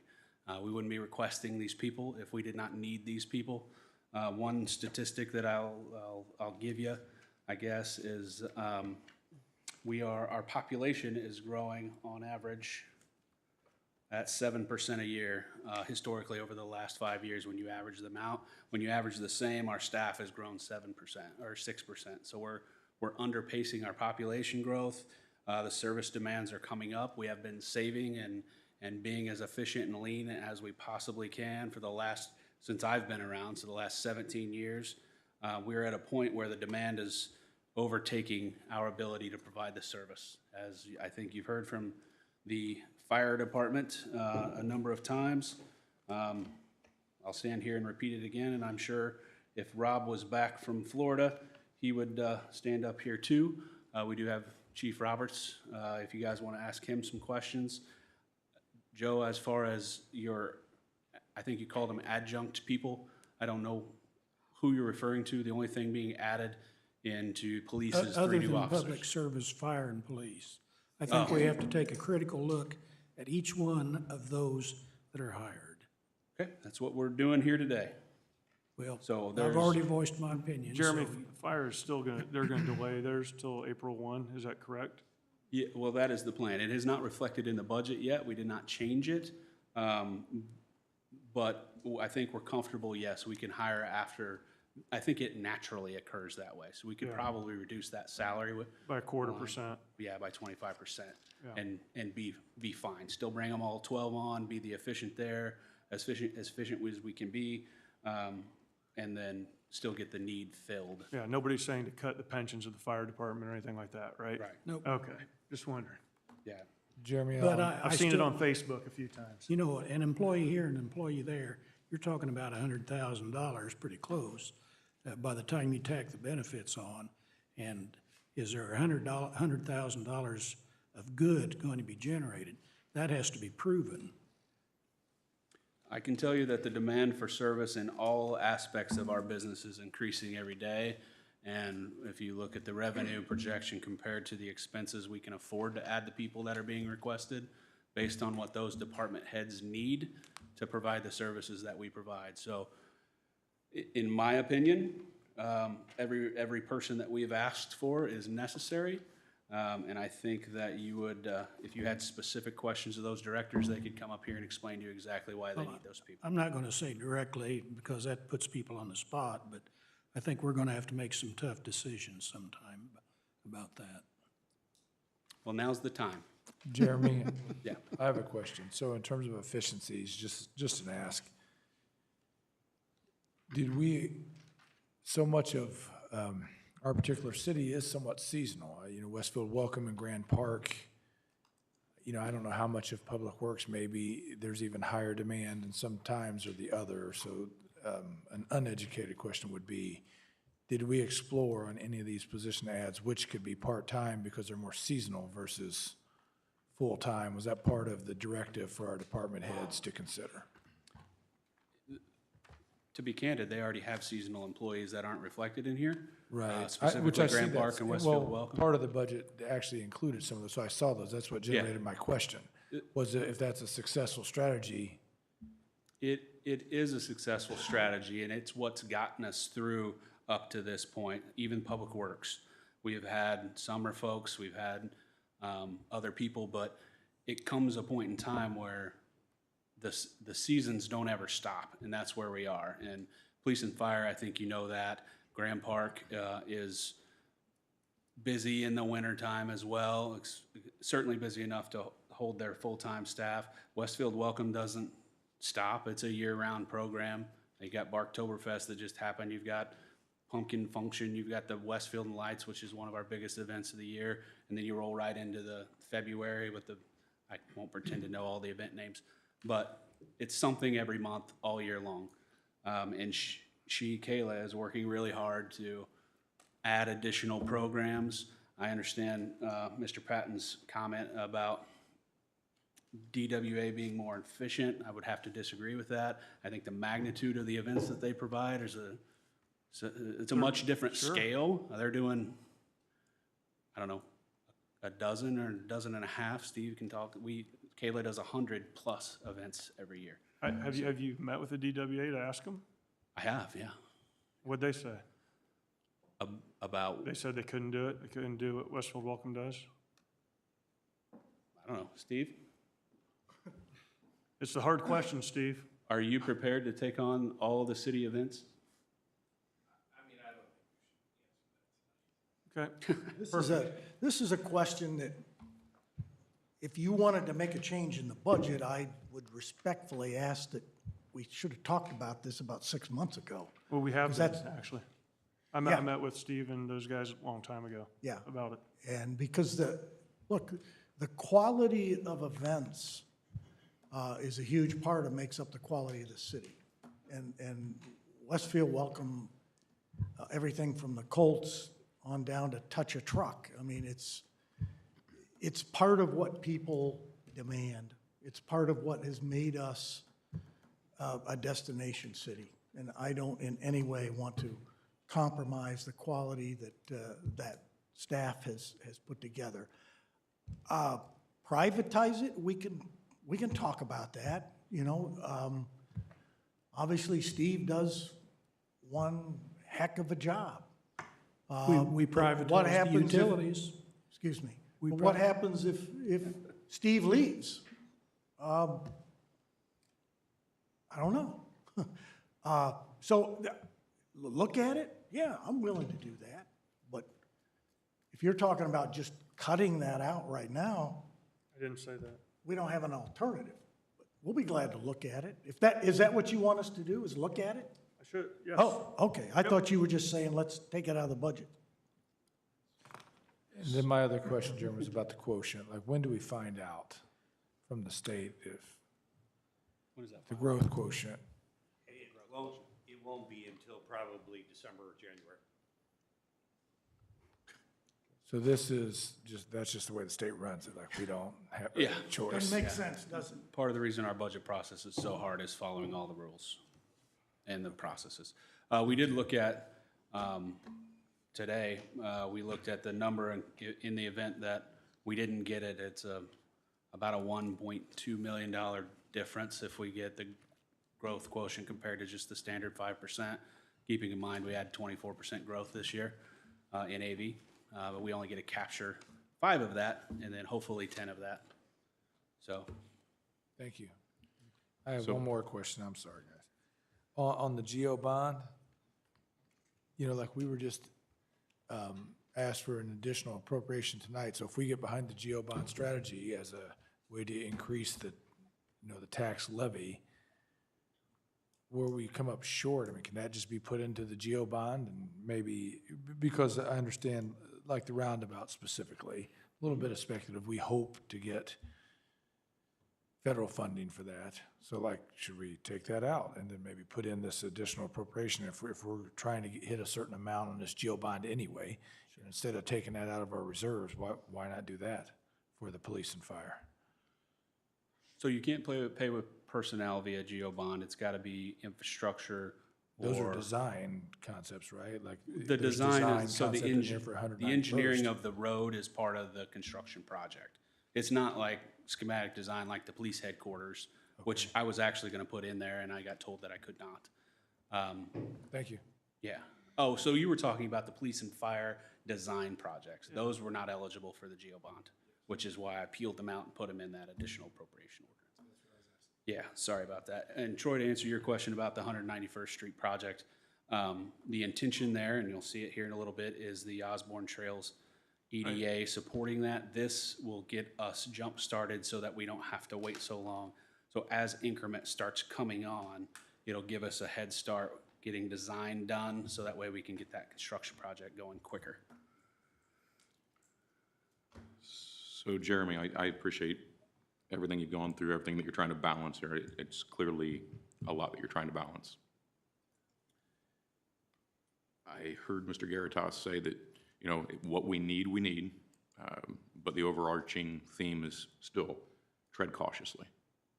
And I think that's what we need to do as a council. I think that's, we can't lose sight of that. And I appreciate, it sounds like the fire department is gonna, you know, continue to stay the course as far as hiring exactly the number of individuals they plan to hire, pushing that to April. Certainly saves 25% on the budget. That's very valuable. What I would like to, you know, add to, I think one or two up here said this already. I'm not comfortable with 5% cost of living increase. I know that we talked about, you know, you gave some comparisons to other taxing entities, but the corporate world, I mean, that's almost unheard of, especially this day and age. The other thing that I'm really uncomfortable with, and I know we've kind of gone back and forth on this a little bit with some communication about the 9% for the medical, the anticipated uptick of an additional 9% for the medical cost, medical coverage, I should say. I'm not comfortable with that either. I'm not comfortable absorbing that. I know you're in conversation right now, and hopefully, you know, hopefully something can pan out there. But I'm not comfortable with the 5%. I'm not comfortable with the absorbing 9% either. That's just my 2 cents for what it's worth. I piggyback on top of that and say I share Councilor Fry's worries about that, concerns. I too am not comfortable with 5%. I'd be a lot more comfortable with 2.5%. I'm not comfortable with 9%. I'd become more comfortable with a 4.5%.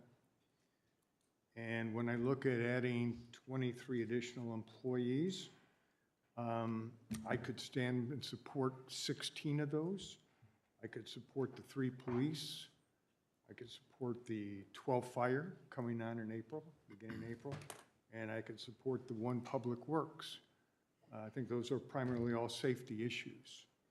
And if I push those numbers, what you've anticipated as a cost for those new employees of $2.254 million the first year, if we were to reduce it and do those 16 instead of 23, we'd be at $1.365 million, or roughly a $900,000 savings versus what was proposed. So that's kind of where I'm at this point in time. I'm going to make one comment about the 5%. I might be the only person up here that's actually worked for the government and corporate America. So I know the difference working for the government versus corporate America in terms of compensation. I'll also say that one of the companies that I sold it. One of the companies that I built was an executive search firm, so I dealt in compensation all day long. And I'm here to tell you, we're not comparing apples to apples. Directors get bonuses. They get stock. They get cars, phones, country club memberships, because I've negotiated them all. They're quite a bit more robust. They also get annual merit increases. So I agree with Troy that a merit increase system, maybe something we want to look at. I don't know. You can't create it from scratch today, but we have many years where our employees get no increase, no cost of living adjustment. I can tell you in corporate America, you'll lose your employees real quick. I love companies like that because I'm like a piranha. And we'll hone in on those companies. We'll take every employee from them because they can't retain good talent because they're not competitive with what the market's doing. And I think when you look at the market, our competition is other municipalities. Yeah, maybe corporate America in some positions. I know we got Mr. Nail from corporate America, and there are other people out there I'm sure we have as well. But we got to retain our people, folks, because I'm here to tell you in the environment we're in today with talent, it's not easy to replace them. And there's a cost that comes with that, of replacing every single person. So I know our desire to cut, And I appreciate that because I consider myself fiscally conservative as well, but I think we're leaving a $5.5 million soft landing here and still able to hire and meet the needs of our community and pay our people right. And if you want happy employees that interact with our customers every day, which is our citizens, you need people who are paid fairly, who want to be here, feel valued. I mean, these are just basic concepts. So I appreciate what everybody's saying.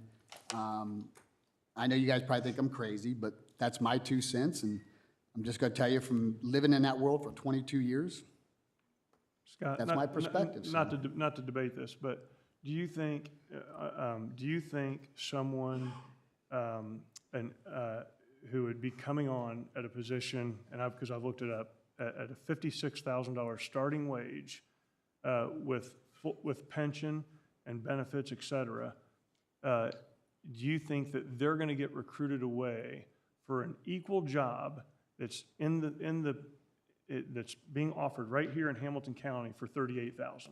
You know, I'm not going to go through every position because I haven't gone to that level of detail, but I will tell you we have lost employees to Carmel, Fishers, Noblesville, in those types of positions. So yeah, I don't know if every single one is at risk. I haven't done that thorough of analysis. I'm just saying in general, for us to say a 5% increase, maybe we do what other cities are doing. We do a 3% and we give them a 2% adjustment for this year. But people are hurting, and for us to cut like that and then add on additional health care costs, I personally don't agree with it. I appreciate that, Troy, you disagree, and that's okay, but that's how I feel about it, so I've said my 2 cents. So as it pertains to the cost of living, I'd be remiss if I didn't say that the average cost of living for the state of Indiana is 9.5%. That means every dollar that your employee makes next year is worth 90 cents today. So that's what the cost of living is for. I didn't think we were overly aggressive at 5, considering 9.5 is the average. You think Eli Lilly is offering 9.5% to every employee? I don't know what their profit margin is. So, but I would say, yeah, probably. I doubt it. As it pertains, do we have any other budget comments or questions? Semantics here, but it sounded a little bit DC-ish to say that a 2.5% increase is a cut. So I just wanted to kind of get that on the record. Fair enough. I'll disagree with you. Okay. It wouldn't be a cut if the cost of living was 0, then that would be an increase. This is a leveling exercise, but we're not going to win that tonight. What I will say, though, is you all made some great recommendations. What you have before you is the budget that I'm proposing to you that I think it takes to provide the services for this city. If there are changes that you want to make, we need some action. I'm not making them. I need you all to make them. I believe every one of the employees is warranted. I believe that the benefits, our employees have reserved money and have earned the right to not have an increase this year based on how they've performed in the last few years and saved the city close to $800,000 in cost avoidance for the health insurance. And I think 5% is more than fair for a cost of living raise. So I guess if you're changing some of those benefit type things, it's going to be a whole lot easier for everybody if you did that tonight as opposed to in 2 weeks. Not that it's required, but there's a whole lot of calculations that have to happen. So, any other budget items? For that point, one thing we have to, if demand on services are going up, and if we're not going to approve some people for these departments, I assume that means people's jobs are harder. So I'm leery of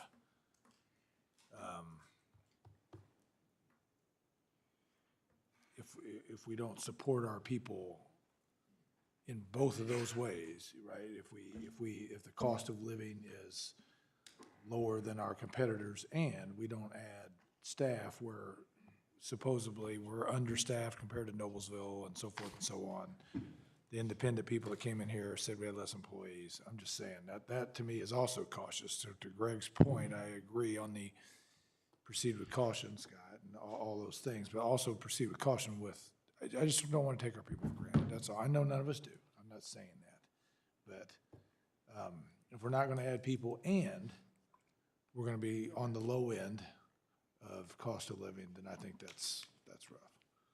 I think it just has to be measured by each department. Sure. So you can't, I mean, saying that we're not gonna add employees, that's not the case. Nobody's actually recommended not to add employees at all. Mike did. Well, he didn't say to add no one. I said add 16, you said 23. I guess I'm, Yeah, yes. if you look at. 70%. Yeah. So Fishers, elected officials and employees across the board are getting a 4% annual wage increase. After the first year, the employees receive a 3% one-time check based on 2022 salaries. Elected officials and department heads will not receive those items. Noblesville's at a 3% cost of living increase and a 5% one-time bonus, but they are not receiving merit raises. So we're talking about merit raises and 5%. I mean, I'm just saying, we're you know. Where are the merit raises? Yeah. There's a few director discretionary increases in here, but that's certainly not a blanket type thing. No. That is a few promotions and one-off type positions Yeah. that are in there. Well, It's 5% of the overall organization. We have gone the route of merit raises in the past, and I like that. I want to pay people for what their value is. Sure. But right now, we're facing this, I mean, I've never seen this 9% inflation since I've been running this government. And we are having a hard time holding on to some of our people. We just lost a customer service lady this week. The reason, where's John Nail? He's out there. The reason John doesn't get back to some of us in an expedient manner is because he's covering 2 engineering positions because we can't hire another engineer right now. Just, we're not competitive. And I'll go back to the same argument. Yes, we have more citizens this year than we had last year. We bring you the number of people that we feel it takes to maintain the quality of service that your taxpayers demand. And we need to compensate them so we can retain them. I would love to go to a more merit-based system, and it works. But this is a very extraordinary situation we find ourselves in 2022. From a merit-based perspective, I think that if we've done it at one point in time in my time here, administratively, it's very, very time-consuming, cumbersome for it to be a just system. If that's something that you all want us to look at in the future, I think we can do that. I can tell you that I don't have the time to put together a performance measurement criteria. But I do know that if we have one, it's got to be very uniform and not subjective.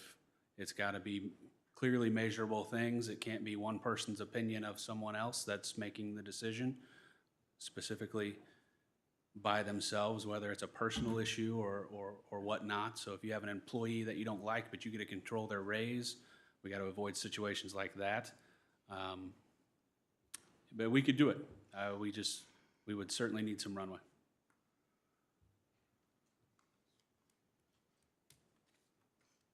Anything else for the budget for tonight?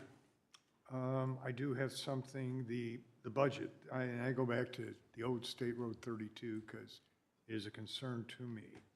On April 11th, we got a report that the new budget for State Road 32 was $9,367,000. And now, as of 9/23, John Nail has confirmed that that still is the correct number. I'm also told that as of right now, we've got $9,672,000 in our road impact fees. So bottom line is if we had to pay for State Road 32 today, we'd be left with $320,000 in our road impact budget. Now, I know we're looking forward to, the letting has been pushed back, it looks like, till October of next year. I think it's highly likely that we're looking at an estimate that was done on April 1st of this year. By October 30th of next year, I would suspect that that $9.3 million has grown. In a similar time period, it grew from 7.5 to 9.3. I expect it to grow another million plus by next year at this time. So I just want to make sure that as we're doing our budget now, we should be forecasting probably about $11 million for that State Road 32 letting, which, as you know, we could have to pay that out next year, fourth quarter. So We just do, wanna make and sure I we're on- also understand that we have it in here budgeted. I also understand we'll generate impact fees between now and then. The cash balance of the report that I saw on Tuesday, we had $10.5 million in cash and impact fees. I think we've accounted for it the best we can. And I'm confident we'll be in a good spot when that time comes to pay cash for it, as we've stated from the beginning. And I can let John talk if he wants to. Just to say that the estimate provided also had a 10% contingency on it back when I presented to council. As we refine those estimates, that contingency goes away as we have better estimate numbers. And then lastly, I'll just say that additionally, we have been paying our design consultant over time the PE services contract that is going towards our matching portion of that project. So we have a contract with American Structure Point for a little over $1.4 million in design services, of which we've paid several $100,000 throughout the course of the project, and that is going towards our match with NDOT as well. So just want to be clear that when that bid number comes out, it isn't purely you cut a check for that amount. There's some accounting that we need to do with NDOT based on costs we've incurred prior to that letting date. I appreciate that, John. I understand that. I'm just still like to make sure we're on target for that, so we don't get in a bind where we're just sitting with $300,000 in our pockets after we pay them. John is doing an exceptional job of managing the revenue in that fund and spending it appropriately. So I got one quick question to move the ball forward. So we can hit our target of October 24th. What's the process moving forward? The council's going to present back any changes? Are we going to do that, Councilor Johns, in an executive session, or how are we going to work through that? From my perspective, there needs to be a council action to make any changes to the approved budget, not dissimilar to what you did last year when you made some cuts. Last year, there weren't things like 5% cost of living calculations that had to be done across 250 employees. Should be fairly simple. Unfortunately, with our systems, it's not as simple as it should be. So I guess Greg and team are probably not going to like it, but I guess my suggestion is that you come back on the 24th with the budget that you're going to approve, and you make your motion and approval based on what you all agree on.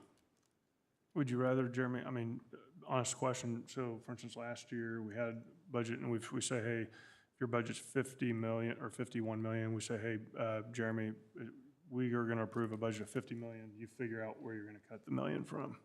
No, So we've already done that exercise. This is where we landed.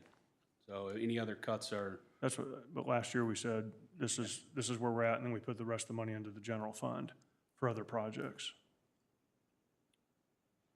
And you're saying you don't want to do that? You're not going to do that? I'm saying that whatever you're cutting out of this budget is a decision that you're making, not me. Okay, no problem. I've got one other question, and this is to ask you to consider it, okay? We can't add to the budget, we can only subtract from the budget. But if there's any way you could revisit, if there's any way we could add money to our economic development area, I think everyone on this council would look at that very, very favorably. And I'm not sure what that would be, but I think that's a key area, the growth of the city. And I personally, looking at the budget, I don't see as much in there as would make me feel good. So I think we said the same thing last year, actually. right? So, I mean, yeah. Well, so I wasn't as heavily involved last year. Can you explain to me what you're saying? Are you saying allocate general fund dollars for Well, an economic I'm relief saying right now, development fund? We or got Kai Chuck running economic development. Yeah. And Kai's a very fine man. He does a great job. I enjoy working with him. We like what he does.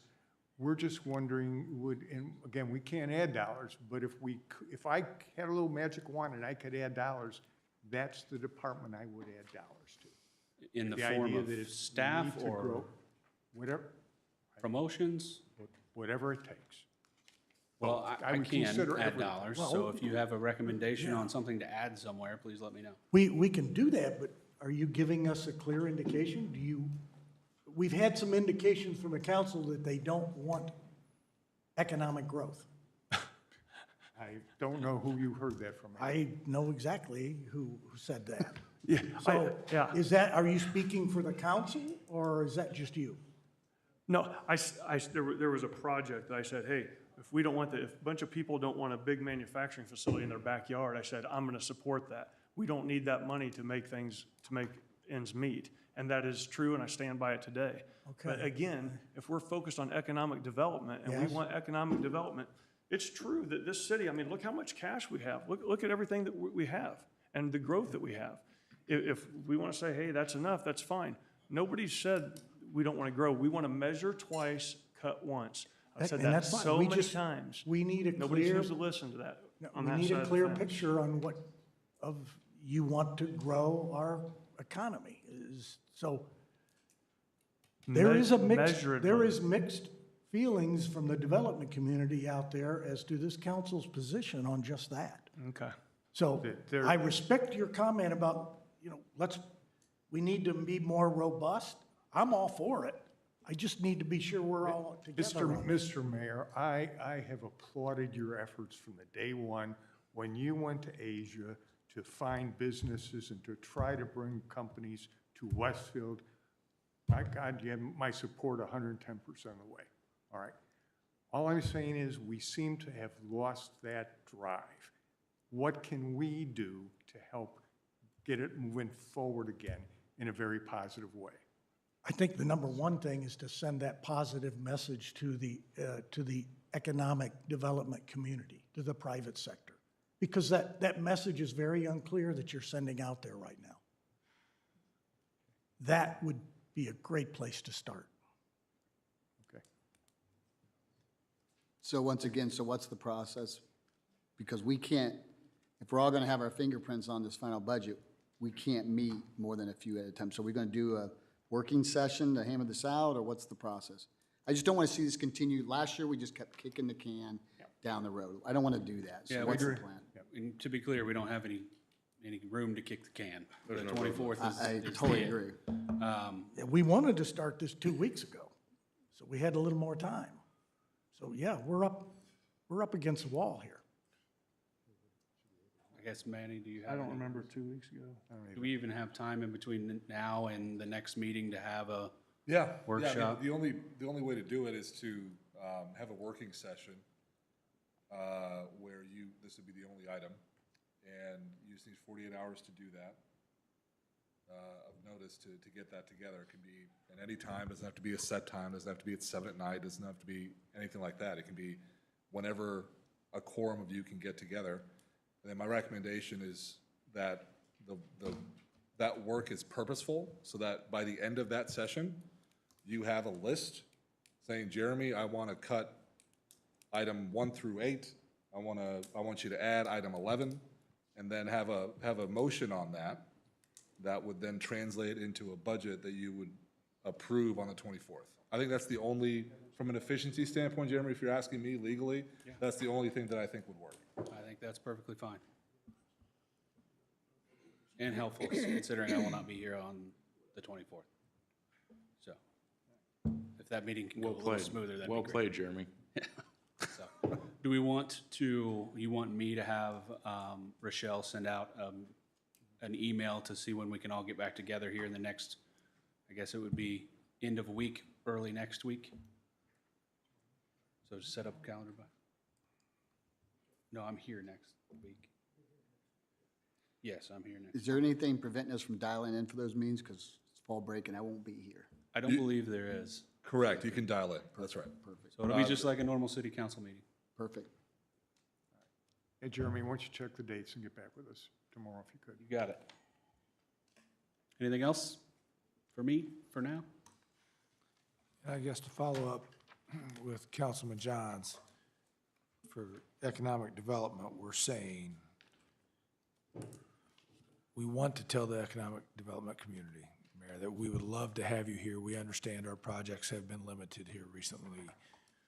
We are in favor, so much so that Kai were saying if there are things that weren't asked for in an effort to really be frugal and protect the taxpayer dollar, thank you.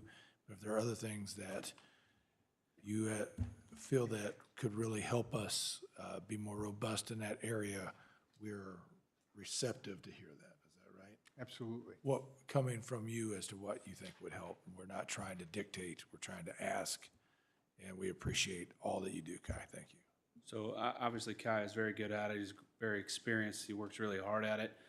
I'll have him put together a list of things that he think, for example, like the trip to Japan. If we need to be pursuing things like that, or if we need to just be going to more conferences, or if we need to add somebody else to help him. I know he's working lots of angles all the time, presenting our city or proposing our city for tons of requests for proposals.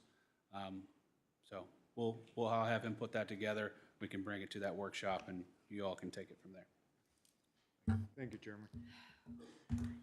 Okay, next item on tonight's agenda, Hamilton County Emergency Management Plan. Oh, a public hearing, I'm sorry. We didn't have the public hearing. All right, well, let's move forward then to have the public hearing for the budget. I'll open the public hearing at 10:05. Kevin, do we have any cards at all? We do have one card. Okay. Joe Plankus.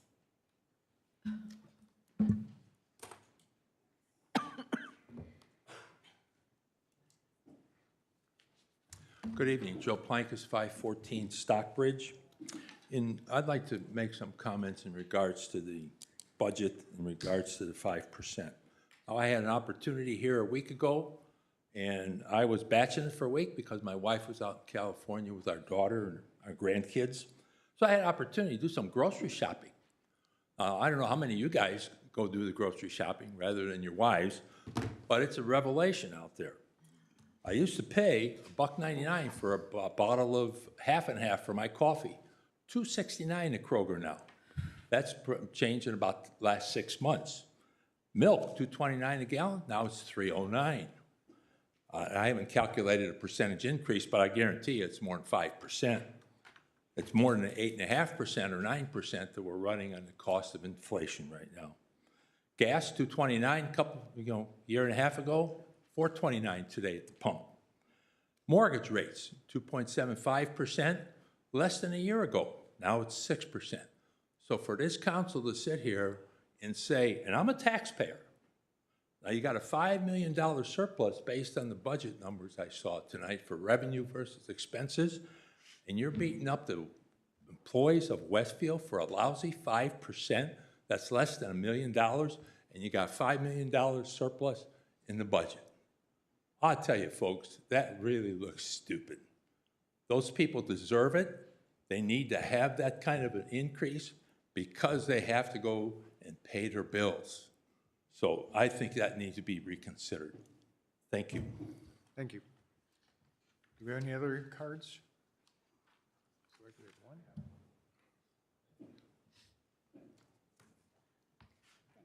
Linda Nass, 1122 East 161st Street. I'm a resident here too, and I have many friends who live here, and I've lived here for 30 years, and I'm telling you what he just said is true, and everybody's having trouble paying their bills, and they're watching their taxes that are gonna go up.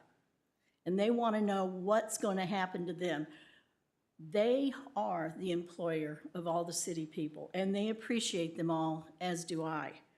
But they're not getting a 5% increase next year. Most all the people know that now, and yet they're gonna face the 9.5%. We have grown in 188 years. We were 3.7 billion in NAV in 188 years. And last year, guess what? We added another billion. We're at 4.7 in 1 year. And everybody's tax cap is going up.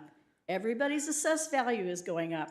And they know besides everything they're paying in addition, they're going to pay much more in taxes next year, and they want to know where are they going to find that.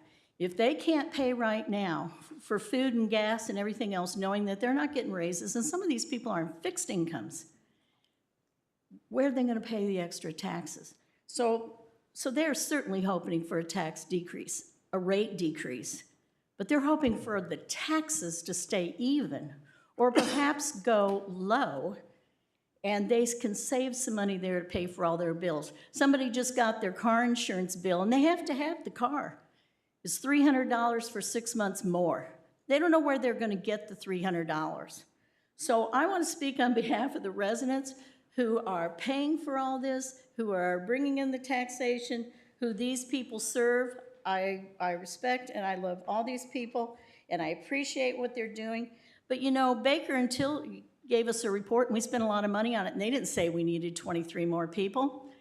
And I hope they aren't going to put the fire people in for the whole year, because I just heard at the meeting that they're not opening that station till June, and oh, guess what?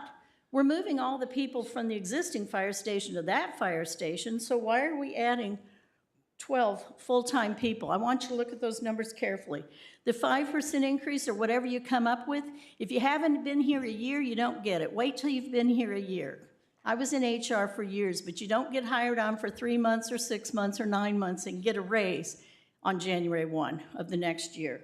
So I would hope you would look at that. Find out why we've lost people, but I want somebody to pay, to share in this paying. Westfield Welcome's been talked about a lot. I know at Grand Park we have Westfield Welcome people helping, but we don't pay their salaries. Why not? Why isn't that coming out of Grand Park? It should be. It shouldn't be paid by the taxpayers. It should come out of there. That's time. That's time. Well, that's really short. That's really 3 short. minutes is short. Yep, I know 3 minutes isn't much, but please think about everybody else, because we lived through the time when they lost their houses and they all had to leave. It took years to get that money back and to get that NAV back. Thank you, Linda. Thank you. Hi, I'm Dave Miller at 1590 Bridgewater Club Boulevard here. I'm also a business owner and been in Westfield for a long time. I sat here tonight and I listened to this talk about outrageous legal fees. And I just thought to myself, there was this guy named John Mellencamp. Many of you know him. He's a singer here in Indiana. And he had a line in one of his songs that said, hypocrite used to be such a big word to me. And I hear you guys talk about reducing prices. I know a place where you can reduce prices tonight. You're going to pay $100,000 for a counselor that you have agreed to bring on staff when you go to Manny every time to ask a question, a legal question, what's going on. Do you ask your own counselor what's going on and the questions? Tonight, I sat there and 15 questions went to Manny. I come to these meetings and I hear all the questions go to Manny. None of them go to your own counselor. As of, and I had to ask a couple times to get information from the city, treasurer's office, but I finally got it, and they're at $50,000 in July. $100,000 for the year. So if you want to really seriously get rid of some of this outrageous legal fees, look to yourself. Thank you. You should have been here a couple meetings before. I think we actually said that ourselves, that we needed to cut our own legal fees and we needed to cut the clerk treasurer's legal fees. And we said it, and we actually have, Dave. In fact, how much have we spent this year? Do you know? On legal fees? It's not anywhere near $100,000. Oh, God, no. We actually even said we were cutting. It's not. No. Actually, you're wrong. You're wrong. I'm what? sorry. Yours? So if I may, I would like to address one of the comments associated with the new firefighters, just to make sure everybody's clear, and I hope you all are, considering how many times we've talked about it. The new firefighters are not for the new fire station, and they are not for Station 84. The new firefighters are to cover the service demand that we have currently, so that we can do two things. Number one, deploy another medic unit, another ambulance, and also to work toward meeting the minimum staffing requirements per truck, which is 4, and we currently run with 3. So just wanted to get that on the record for you. Thank you, Jeremy. We've actually paid Ann $26,000 just for the record this year. So, and I think,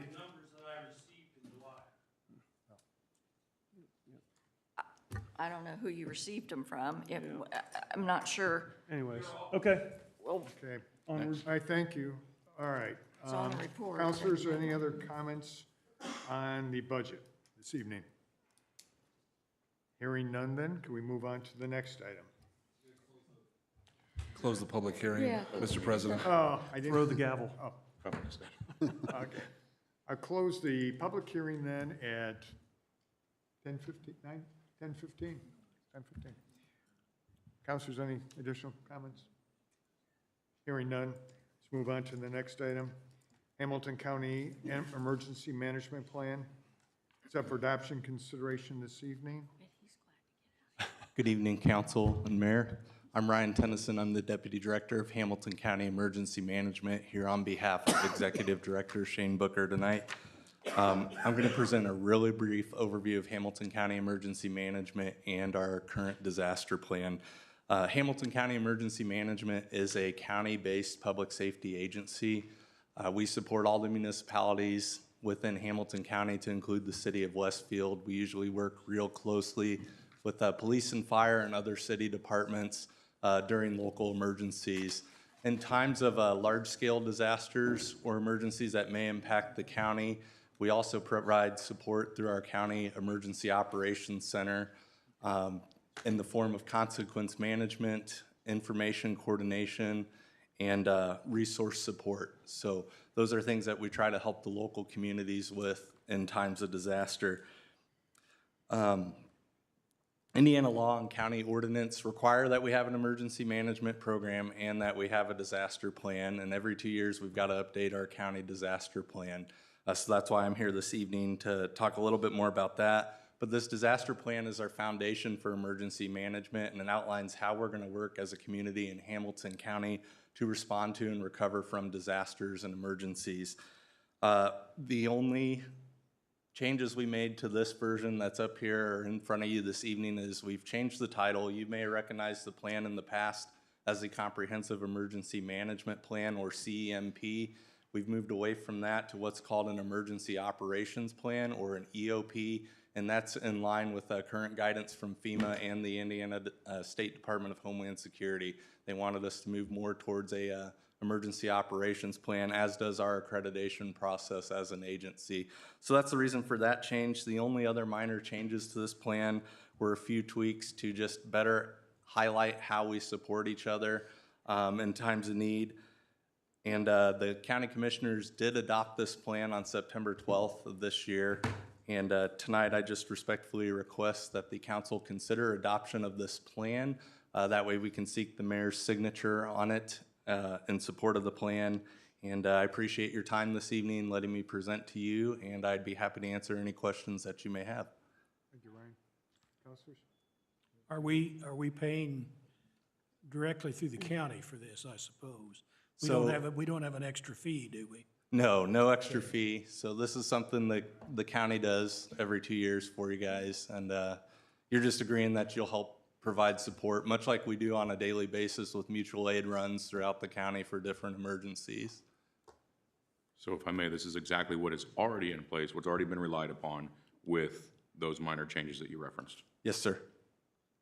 Can I call out a few things, only because I've had a special interest in this, and I have been out to the center out there, and it is remarkable, all the capabilities that we have.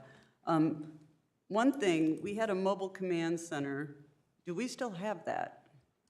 We do. Emergency management maintains one. It's like a 53-foot big black bus. It's got 12 different workstations in it.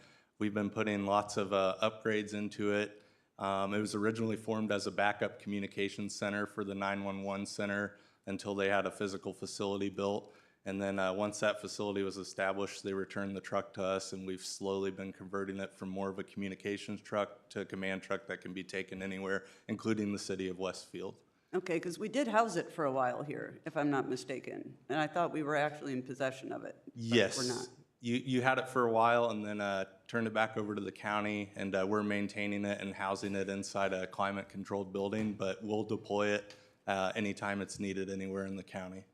There was actually some really interesting things, and I would encourage actually some of our staff that might not even think to read this, like planning, because there are some recommendations in here on things like generators for certain uses, be it potentially, we could make that a requirement in our UDO.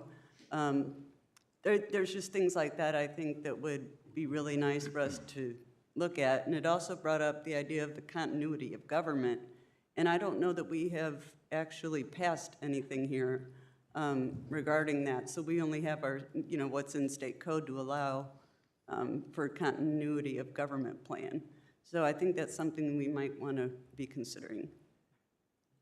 And we had that emergency, if you recall, during the pandemic when we lost electricity on the west side, or was it even more than that? I'm bringing up something from a while back, but it was during the pandemic, and we had a bunch of people in the middle of winter without electricity. And it was a fiasco, and people didn't know who to call. They didn't know where to go for service. We had horses without, and other barn animals without water. I mean, all these things that you wouldn't even probably think about normally, and it became a real issue. So I think we could probably work on some education, too, about what to do in cases of certain emergencies here for our people. Yeah, Just I'm thoughts. sorry. I cut you No, off. One of the questions I have is, what role, are there any rehearsing between the cities and the county? What is our, firefighters, our police force, our city staff, what kind of role playing do you guys do there? Because I know when something bad happens, it's too late to try to line out SOPs and communication lines and all the different things that actually Cindy was talking about as well. Sure. We do periodic exercises. One in particular is a countywide hazmat exercise that we try to do every year. You usually start with the tabletop, build up to a functional, and then a full-scale exercise where you're actually deploying people to test the capabilities to respond in the field. So that's one aspect where we do pull in some firefighters, police officers from the city that want to participate and help with that exercise. And something big, like a large disaster that's impacting the entire county, we have something that are called emergency support functions that are based out of the county EOC, or Emergency Operations Center. And some of your city staff have agreed to help fill some of those positions in the EOC to help us with multi-agency coordination and troubleshoot and solve problems that may be needed. So, for example, if we needed someone in the fire seat and Westfield had someone available to come down there and sit in the firefighting ESF, that individual would help us troubleshoot firefighting-related issues, search and rescue issues, and hazmat issues. Are you guys also working with National Guard on scenarios as well, or? So we do have coordination with the National Guard. A lot of that is obviously mobilized through the state channels, but if we need to request that support, we can. They do interact with us if we request them to for different exercises, but that's periodic. Got it, thanks. Any other questions? Can I have a motion then? Motion to approve the Hamilton County Emergency Management Plan adoption consideration. I'll second that. Motion's been made to approve by Troy Patton, seconded by Scott Willis. Would you call the roll, Cindy, please? Joe Edwards? Yes. Scott Willis? Yes. Cindy Spaltieri? Yes. Jake Gilbert? Yes. Mike Johns? Yes. Scott Fry? Yes. Troy Patton? Yes. Motion carries 7-0. Ryan, thank you Thank for you. your presentation. Thanks You're for very staying. welcome. Thanks for having me. Appreciate it. Next item on the agenda, Resolution 22-120, Common Council of the City of Westfield, Indiana, regarding certain tax abatement deductions for New Pitch LLC. Council introduction on October 10th, and it will be up for adoption consideration in 2 weeks on October 24th. And Chuck, can you please explain this abatement to us? Good evening, councilors. Again, Kai Chuck for the Economic Development Department. I'm presenting the proposal for a tax abatement for New Pitch LLC, which operates Solagility, a athlete development company. They are an existing company here in Westfield, going to expand into their own facility, 13,000 square foot facility on approximately 3 acres at 16500 South Park Drive. The company total investment estimate is about $2.5 million, and they have 4 full-time employees and will add 2 at $23 per hour with this expansion. Proposed tax abatement is for real property for 5 years at 30% flat. The estimated value at the end of this term would be $75,000. The company's location is already in an existing ERA. And this ERA was established in 2015, resolution number 15-122, and the location is within the ERA. The company's principal, Ms. Sherry McGrath, is here to present the project as a whole. Both herself and I will be available for questions afterwards. Thank you, Kai. Good evening, everyone. Good morning. My name is Sherry McGrath. I'm the owner of New Pitch, and I'm also the owner of Sogility. And I did not expect to be here tonight, but I am, as I am now the owner of both of these businesses. I'm sorry for this, but I am the owner of these businesses because my husband passed away last November, very unexpectedly, and just horrendously. I'd like to, I know it's a really long evening, I'd just like to tell you a few things about him as I'm now attempting to see his dreams come true for myself and my family in this community. He was a small business attorney and mediator who cared deeply for his clients and their success. He was the Guerin Catholic boys soccer coach for the last 7 years, emphasizing faith and family in school over soccer. He was the co-spiritual director for many years at St. Mary Goretti here in Westfield. He led a lot of men to Christ. And he was an entrepreneur in a lot of different ways. He managed various auto racing teams. He ran the Milwaukee Mile 10 years ago. He managed several real estate projects and several law firms. And most recently, he created Sogility in 2018. And as a father to 3 kids, Sogility was really something that he had such a huge passion for. He wanted it to be part of something that his family could be involved in. My oldest daughter was a trainer there until she moved to Ohio and starting her life. My middle daughter, she did a lot of PR and communications for us.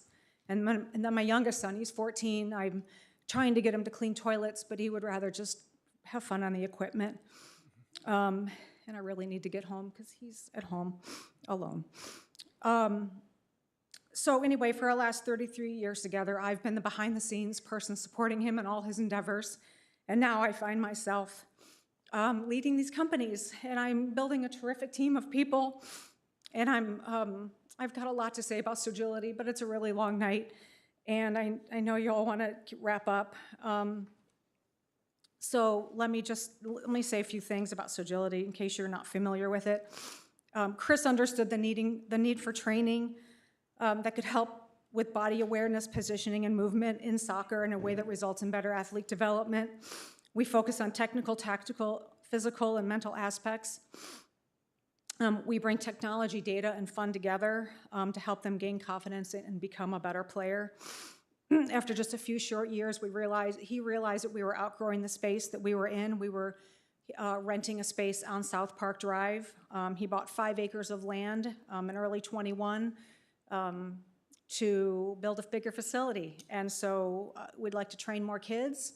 We now have a pitch. So I've got a whole bunch of pictures on here. I didn't realize I could have created a presentation and showed you guys all these pretty pictures. So hi, if you want these, I can show you another time or come see us. I know Councilor Gilbert, you came and saw us.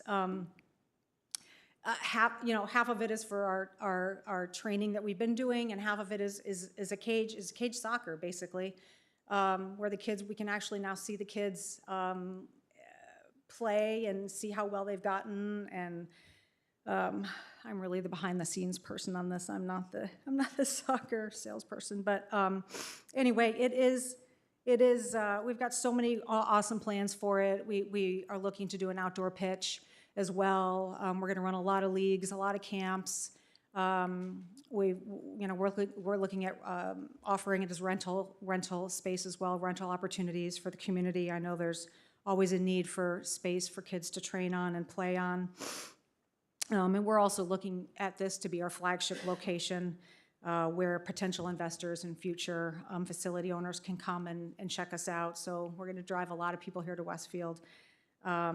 And then we're also working on having some of the biggest names in soccer, a lot of people who have retired and are currently playing today, to come and team up with us, make appearances, light up our social media, and help us get to what we'd like to do someday in 2026, is be a World Cup sponsor. So I want to thank you very much for giving me the opportunity to talk about this and to ask you for the 5-year 30% abatement, which totals, as Kai said, $75,000.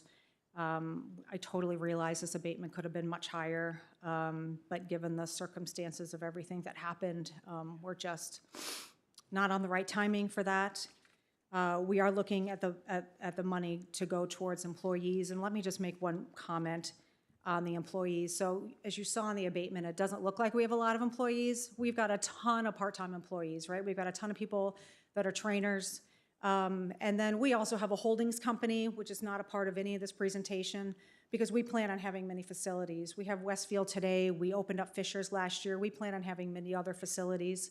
So we have a holdings company. There's several of us that are on that payroll that you don't see on this because they just don't fall under Westfield. But anyway, we are super excited to be here in Westfield. Chris loved this community so much, with its proximity to Grand Park and your focus on youth sports. I don't know. I don't know what else to say. What questions do you have for me? Thank you. You're a resident of Westfield too, Sherry. I mean, so, yeah, I know, you personally, so. And she did, I mean, just Chris, you didn't do it justice. Chris is a fantastic guy, really.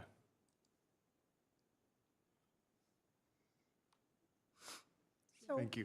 Thank you so much. Thank you. Manny? Thank you, Ms. McGrath. Manny, I've got a question for you. Thank you. Is it possible for us to waive the rules, take a vote, and pass this evening? Put it up for adoption consideration right now? No, because you would have to still have a hearing. We still have to have a hearing? As a potential new abatement. So it would still take that same form. So earliest October 24th. Is 2 weeks from now. Okay. Yep, I think that's All workable. right, sorry. Thank you, That's though, okay. for Thank spending you. your evening with us. Thank you very much. Thanks, Sherry. Very sorry. All right, okay.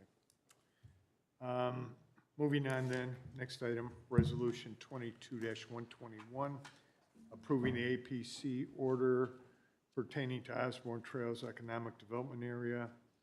This item is up for adoption consideration this evening. Jeremy, do you want to review it with us? Yep. We talked a little bit about it earlier, but Resolution 22-21 is up for your consideration this evening. So to give you a little history, September 19th, the Westfield Redevelopment Commission approved the declaratory resolution for this Osborne Trails Economic Development Area. And then following that, the Plan Commission on October 3rd approved the order confirming that it is in compliance with the intention of the comprehensive plan. To give you a little more background, Kevin, what did you do to me? You need to go, oh, here we go. Sorry, it's been a long evening. So the Osborne Trails Economic Development Area and allocation areas. So as you see in yellow, that is the age-restricted portion of that zoning.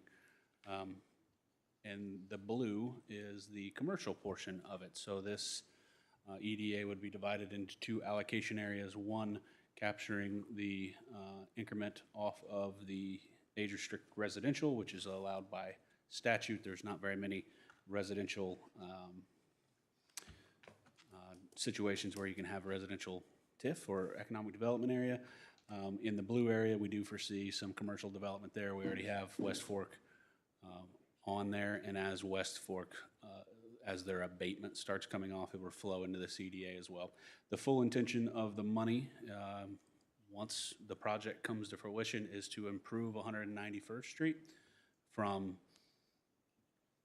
Tomlinson Road, through this realignment roundabout of Horton Spring Mill and 191, 193rd into a boulevard section to accommodate not only Grand Park traffic, but also the growing demand for traffic out there on what is at least coined as one of the most unsafe roads in the city. So I will, we estimate that the EDA will generate enough increment to fund approximately a $20 million project.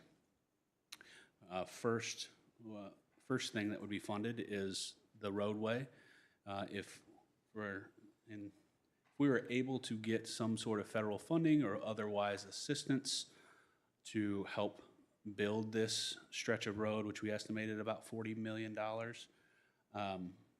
then we could utilize some of those funds for a fire station or some other economic development tool in that area. But I really do believe at least the first, really phase two, so we're building phase one right now, if we recall, at least phase two would be funded by this. And as you'll see in the GEO bond ordinance, the intention is to pay for design to get that project rolling so that we can get to construction as quickly as possible. So happy to answer questions.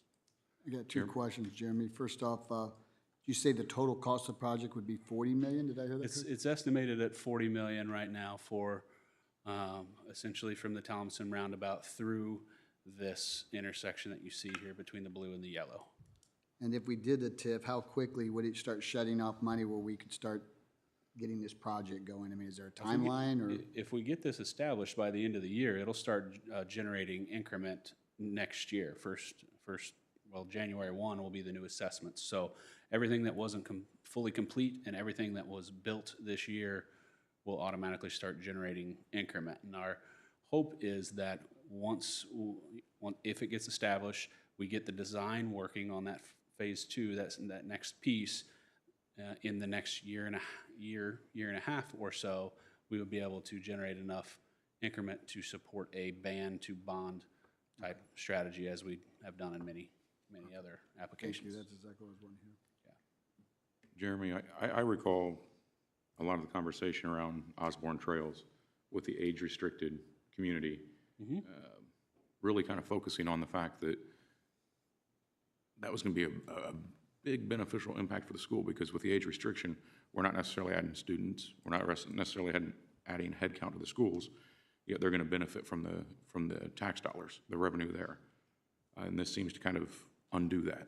When I say kind of, this undoes that changes the thought process. I would say it does certainly change the amount of revenue that flows to them. It wasn't for the foreseeable future is clearly the best avenue for us to be able to fund 191st Street in a project of that magnitude.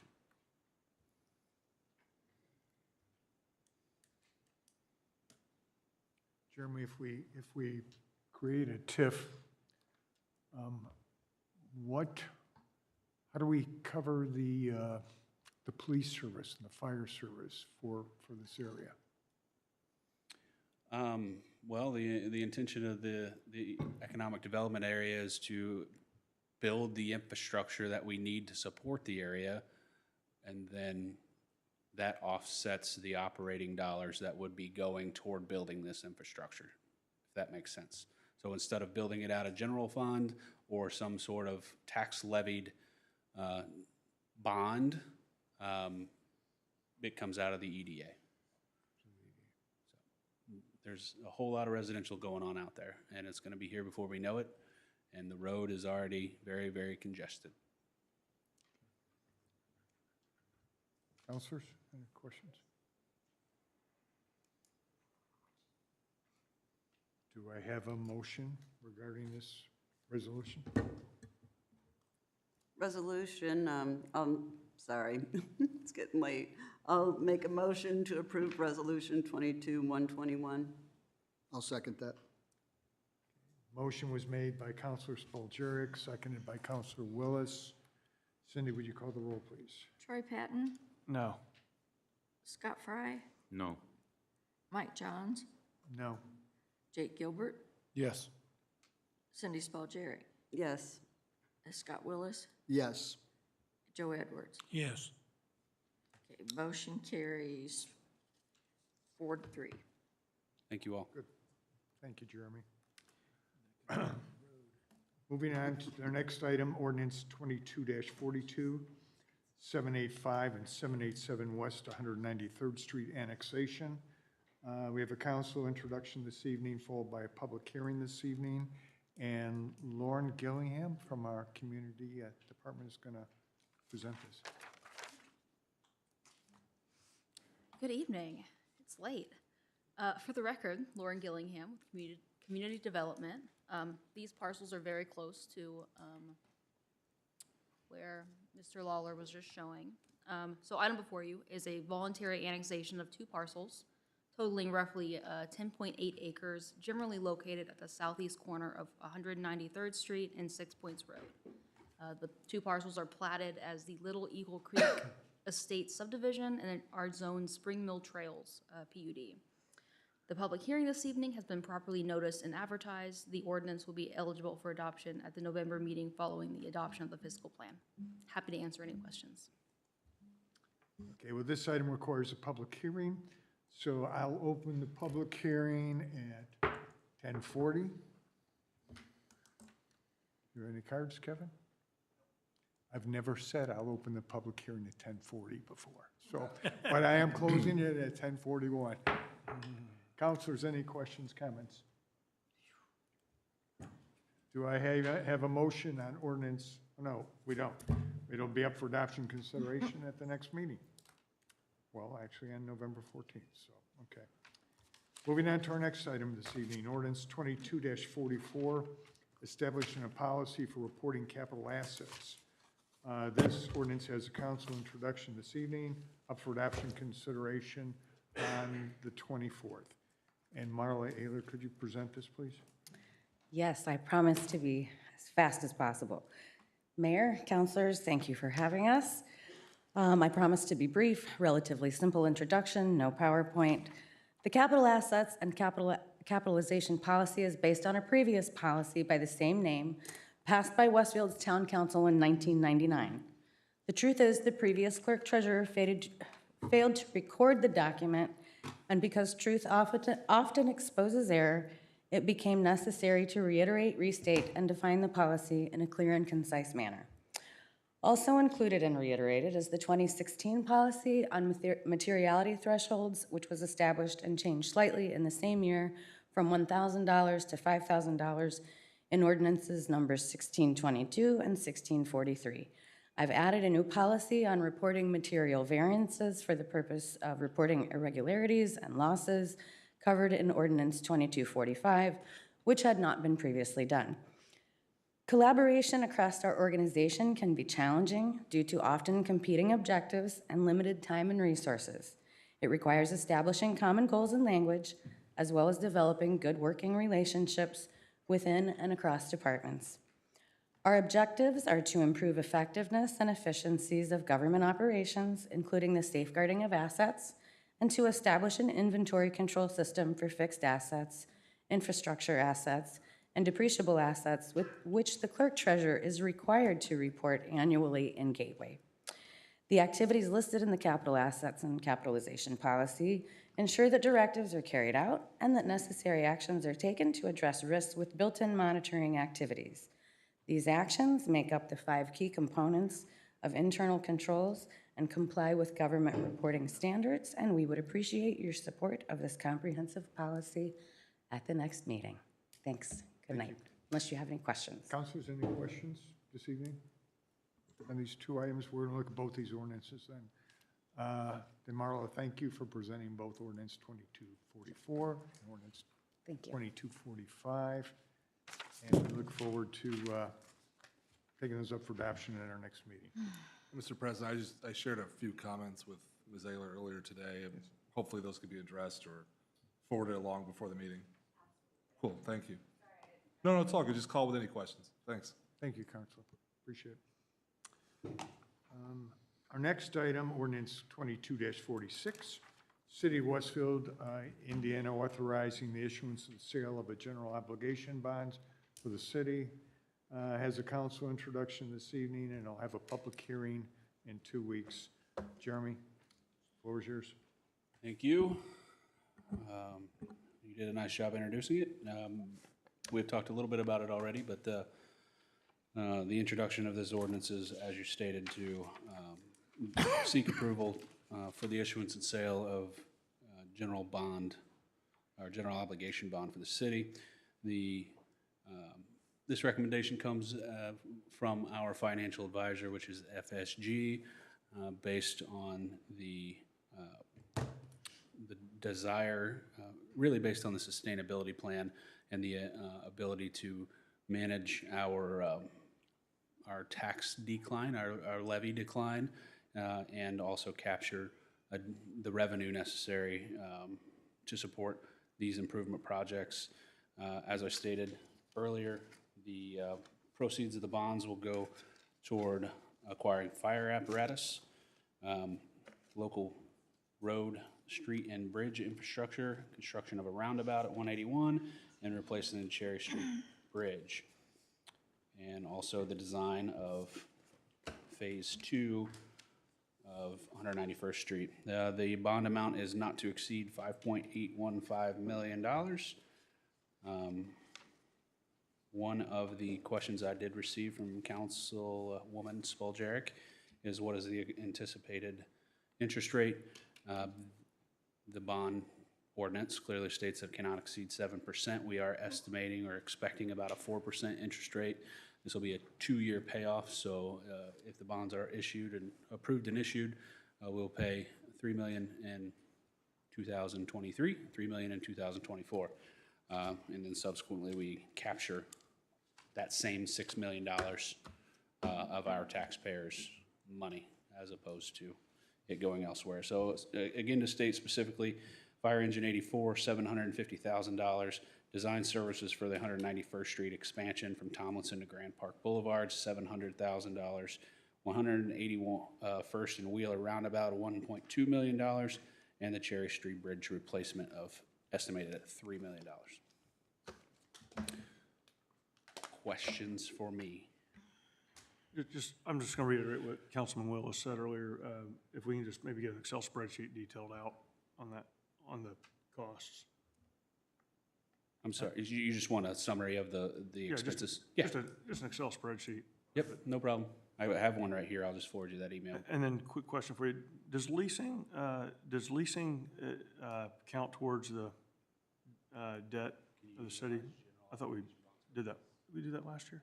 So, go ahead, Craig. So, no, leasing is not, if this was a building corp and we were doing a single project, it's not counting towards the old 2% limit. These projects would not be, you would not use a lease for these projects. Yeah, but you can, right, through EDC, right, and lease and then get the. It's not with this type of project, because for a lease structure, you need a dedicated, basically property to underwrite the lease. Okay. So it'd be difficult, but I think they're, just like the other instances, in addition to talk about the interest rate, we're also going to explore private placement as well to see if there's some benefit there, just like in any other scenario. Just like we do every time, it'll be put out to bid. Yep. And the winning bid wins it. Yep. You know, last week I saw there were 7 bids. Right. Yeah, I think the market's still okay, and the rates are not great, but they're getting up there. Hey, okay. Jeremy, one question I had for you. The Cherry Creek Bridge. It seems like is that a new estimate on the price? Seems like when we first talked about it, it was about half that price about a year ago. Yeah, it's 1.5. I thought it was 1.5. I will ask Mr. Nail to come to the table for that. I don't know if it's a new price or not. I believe the 1.5 was an initial construction estimate, but this incorporates design fees, right-of-way acquisition, and a utility coordination, all in project cost. Real quick question, sorry. How much, by doing the GEO bond, how much do we capture additional? $3 million in '23 and $3 million in '24. Additional from the state? Correct. Okay.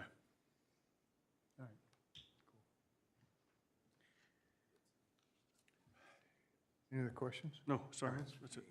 Okay, thank you, Jeremy. So we'll move on to the next one. Let's see, where are we now? 47. Ordinance 22-47, appropriating the proceeds of the 2022 general obligation bond. Correct, and this is the sister ordinance, obviously, to that. It has to be introduced at the same timeline in order for all this to work right. I assume if you do not approve the previous ordinance, this one would become unnecessary, but it additionally appropriates the dollars of the GEO bond for the 2022 budget that can be spent when the proceeds come in and over the following years. Thank you. All right. Thank you. Any other questions? Moving along then, ordinance 22-49, redistricting. This ordinance has a council introduction this evening, and we'll have a public hearing and adoption consideration on October 24th. And Councilor Spoljarek is going to address this item. I'd first like to thank our council, Ms. Poindexter. She was able to help us smooth some things over between the, I guess, the county and the state, and at least get us some clarification. Can we pull up the map somehow? There's two. There's the redistricting map, and then there's one that says map 2. They're essentially the same map. The only difference is in map 2, Leanne had snapped the actual lines to where they should be, which is the realigned Spring Mill. So if you look at that green area north of 32, are you on the map 2, I think, on this one? It's basically imperceptible. It's the same map, essentially, because there's no impacted property owner parcel. Spring Mill Road was realigned years ago, and the precincts were not updated to align with the new roadway, with the right-of-way anyway. So we kind of had to get some clearance with the county and the state to make sure that these were considered contiguous, because while at the point, as long as the center line of the road is there and they're lining up there, they weren't originally lining up specifically. There was, I don't know, 40, 50 feet of city right-of-way from Spring Mill that was making it not contiguous. So now it is. If you look, one of the strong reasons, and I gotta say that Mike and Joe helped me with this, I know that we like to keep everything in blocks and make it simple. There was no way to do that now with our growth and to keep it at about 9,400 people per district. So when you look at the map, District 1 remains in the blue. Maybe we should zoom out a little bit. Can we zoom out a little? Oh. Zoom out.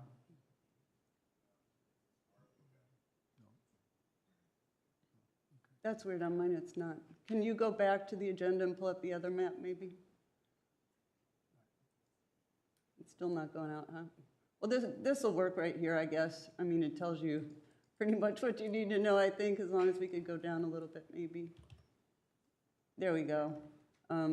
Maybe bounce back. So the blue stays District 1 there, and as you'll notice, 32 was a dividing line before, and so that northeast corner of, that's now purple, that is the biggest difference, and that gets added to District 3.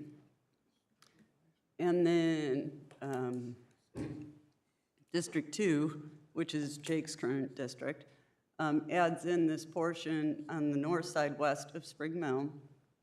And again, that was to get these numbers to be close to 9,400 that we needed per district. And let's see, Mike's district, you're actually 5. Yeah. And you are in the, No, that's Jake's. Yeah, that's mine. down here, That's the one fine. that looks like the little boot. No, yeah, the boot, that's mine. That would be District 5.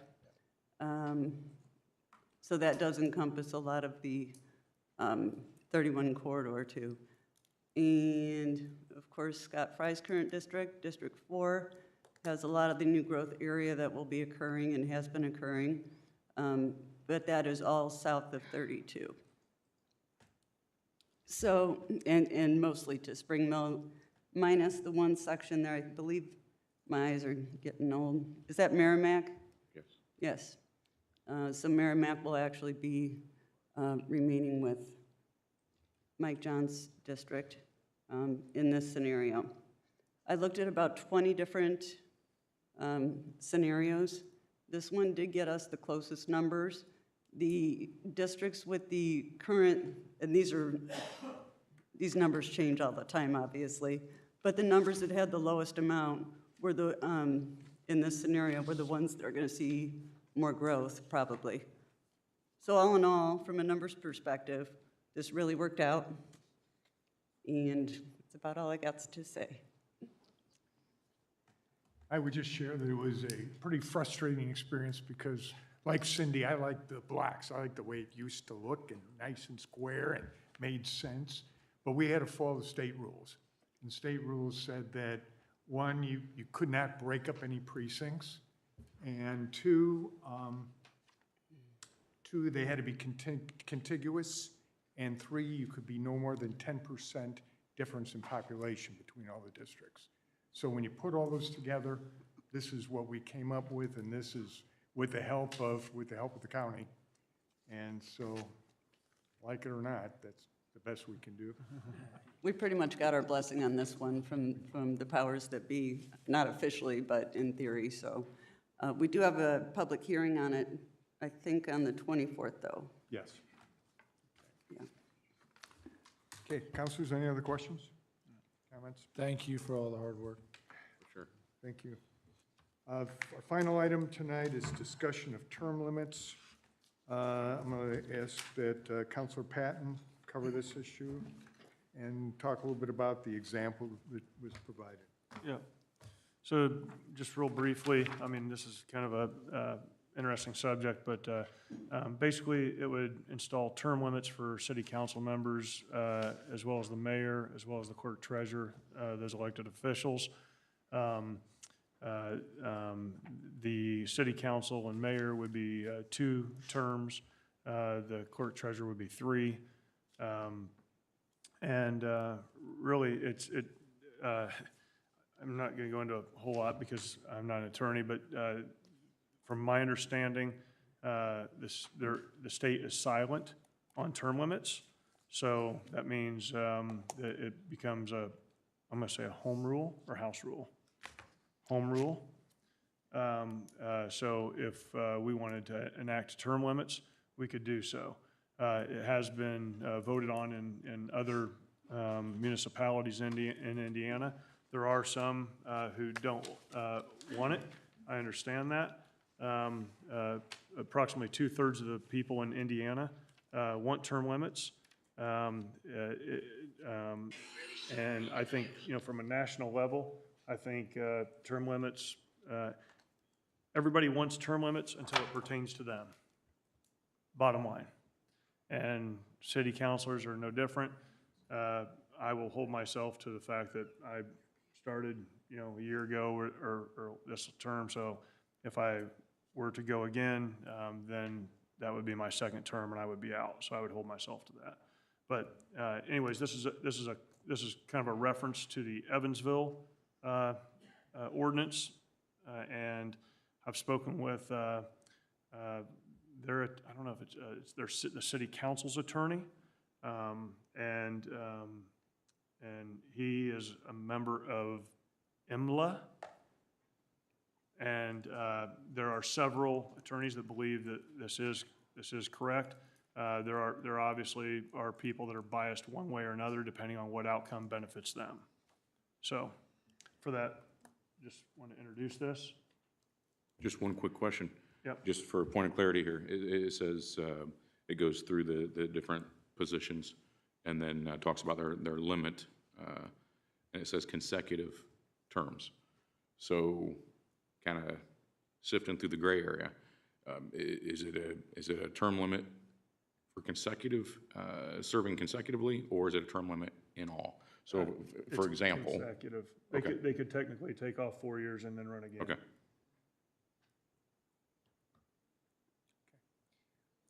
From my understanding, that was a better way to approach it. I mean, I'm only going by from a couple attorneys that I spoke to. That one of the attorneys who was he's opposed to term limits, but he actually agreed that he thought that they were legal as well. From my understanding, I hear that AIM possibly says that, you know, they're not, but they're a membership organization. I'm sure they don't, you know, they may have their own rationale why they don't want term limits. So. Anyone? Troy, I appreciate you bringing this forward tonight. I think you gave us a lot to think about. I'm sure we're going to hear from some of our residents with their thoughts, and hopefully we can talk amongst ourselves and with the administration. I've spoke to Manny and Ann about it. I mean, we're not there, but figuring it out. Yeah, right. I just haven't had a chance to dive into it yet, but happy to. And I think just in today's political atmosphere, I think it's something we should consider, and it's worth talking about. There are plenty of good people in Westfield that can serve, and it's not just us. And there's a lot of different people with a lot of different backgrounds and people with tons of experience that would do just as good a job, maybe some better.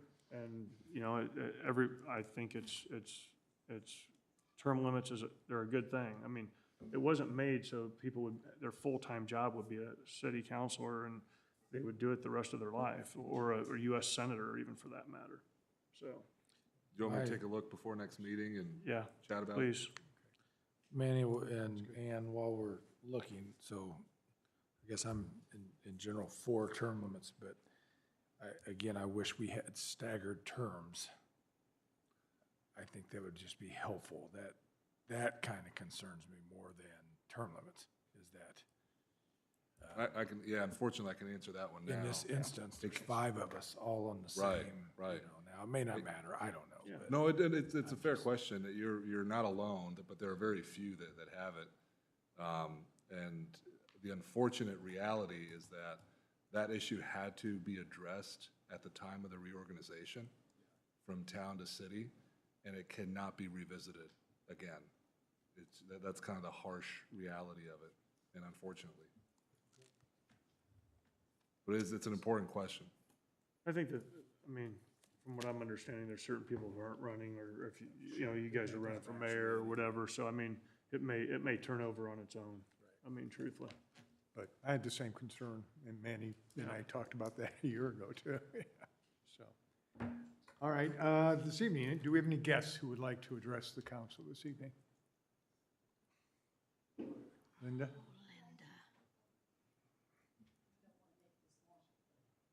Please. Ask a couple of questions.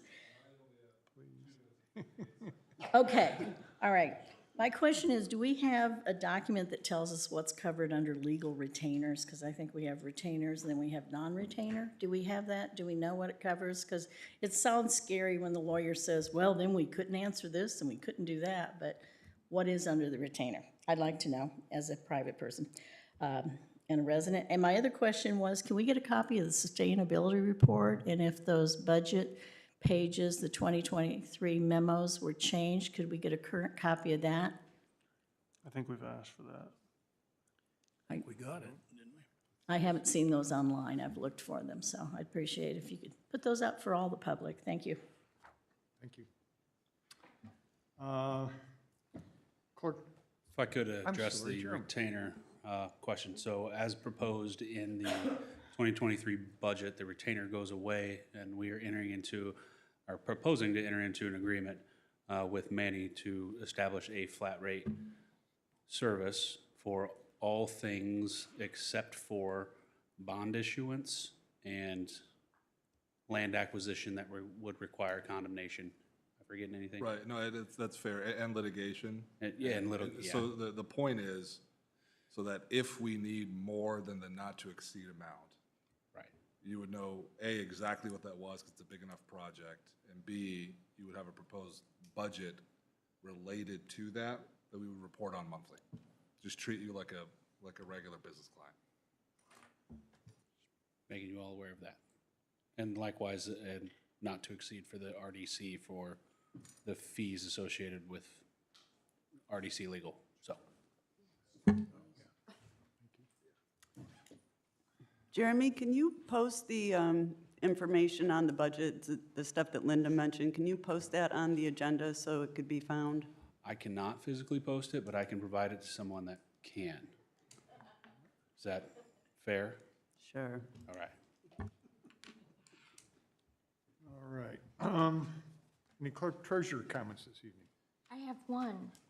I just wanted to let you know that between the money markets and the treasury investments that I've done since January, we have to date, from January to today, $334,463.53 in interest.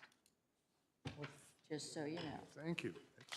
That's the best news I think I've heard today. City council comments. Cindy? APC report? Yes, I will handle that. There was actually 2 APC meetings since we last met, and the September 19th meeting was actually our first workshop meeting. So we had changed our meetings so that the second meeting of the month now is more of a workshop meeting over at City Services. So it's more of an informal way for us to meet with petitioners and discuss all those little details on projects, as well as get some much-needed education and discuss bigger planning topics. So that was nice. Now, we did have one bit of I guess, business with the I-Beach at Grand Park PUD. We typically wouldn't be voting on a project at the workshop meeting, but because they had already been with us a number of times, we didn't want to hold them up. And it had gone through APC meetings several times. So we did actually waive the rules there and vote to bring the recommendation to council. We also discussed the Westfield Yard PUD, which got pulled. It was supposed to be on the October 3rd meeting and instead got pulled by the petitioner before that meeting. So I don't have any update on that one. At the October 3rd meeting, we approved the 2023 schedule of filing and meeting dates. We had 4 detailed development plans on the consent agenda: the Corporate Village at Bridgewater Lot 1, the Sagility Turf Field and Parking Addition in the South Oak PUD, Ortho Indy Phase 2, and Farmers Bank in the Maple Knoll PUD. And let's see. We approved the Plan Commission order regarding Osborne Trails that we had here tonight, and did we approve it? Yes, we did. And we held the public hearing for Wheeler Landing PUD amendment that was here tonight as well. So that was it. Thanks. I'm done. Any other council comments this evening? I'd like to thank Cindy for her work with this redistricting.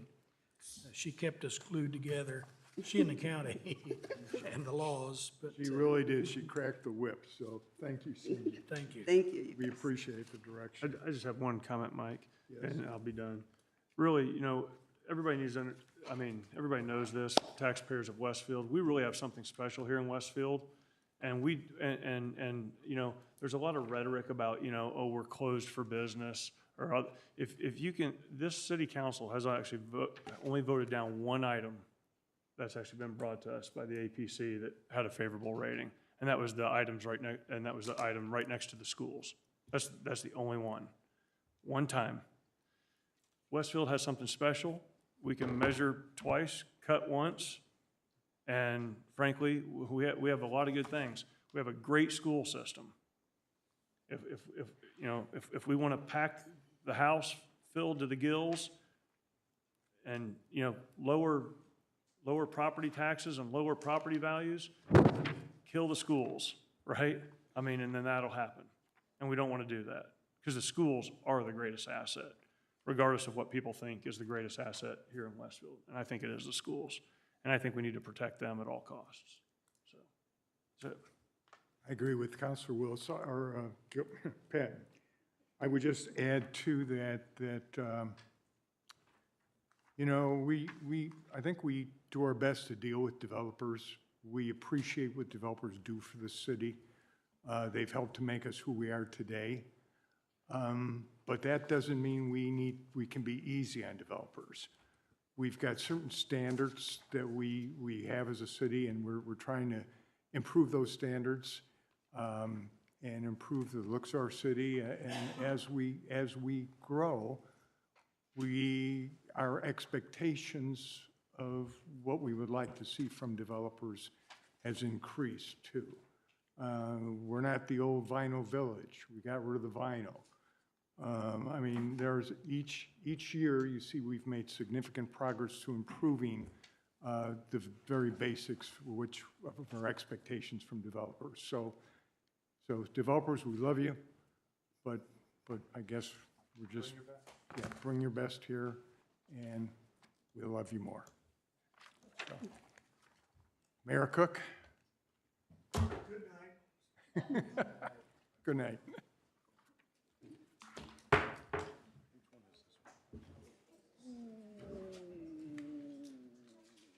Is that Aberdeen? I'm gonna have to catch up. I want to go introduce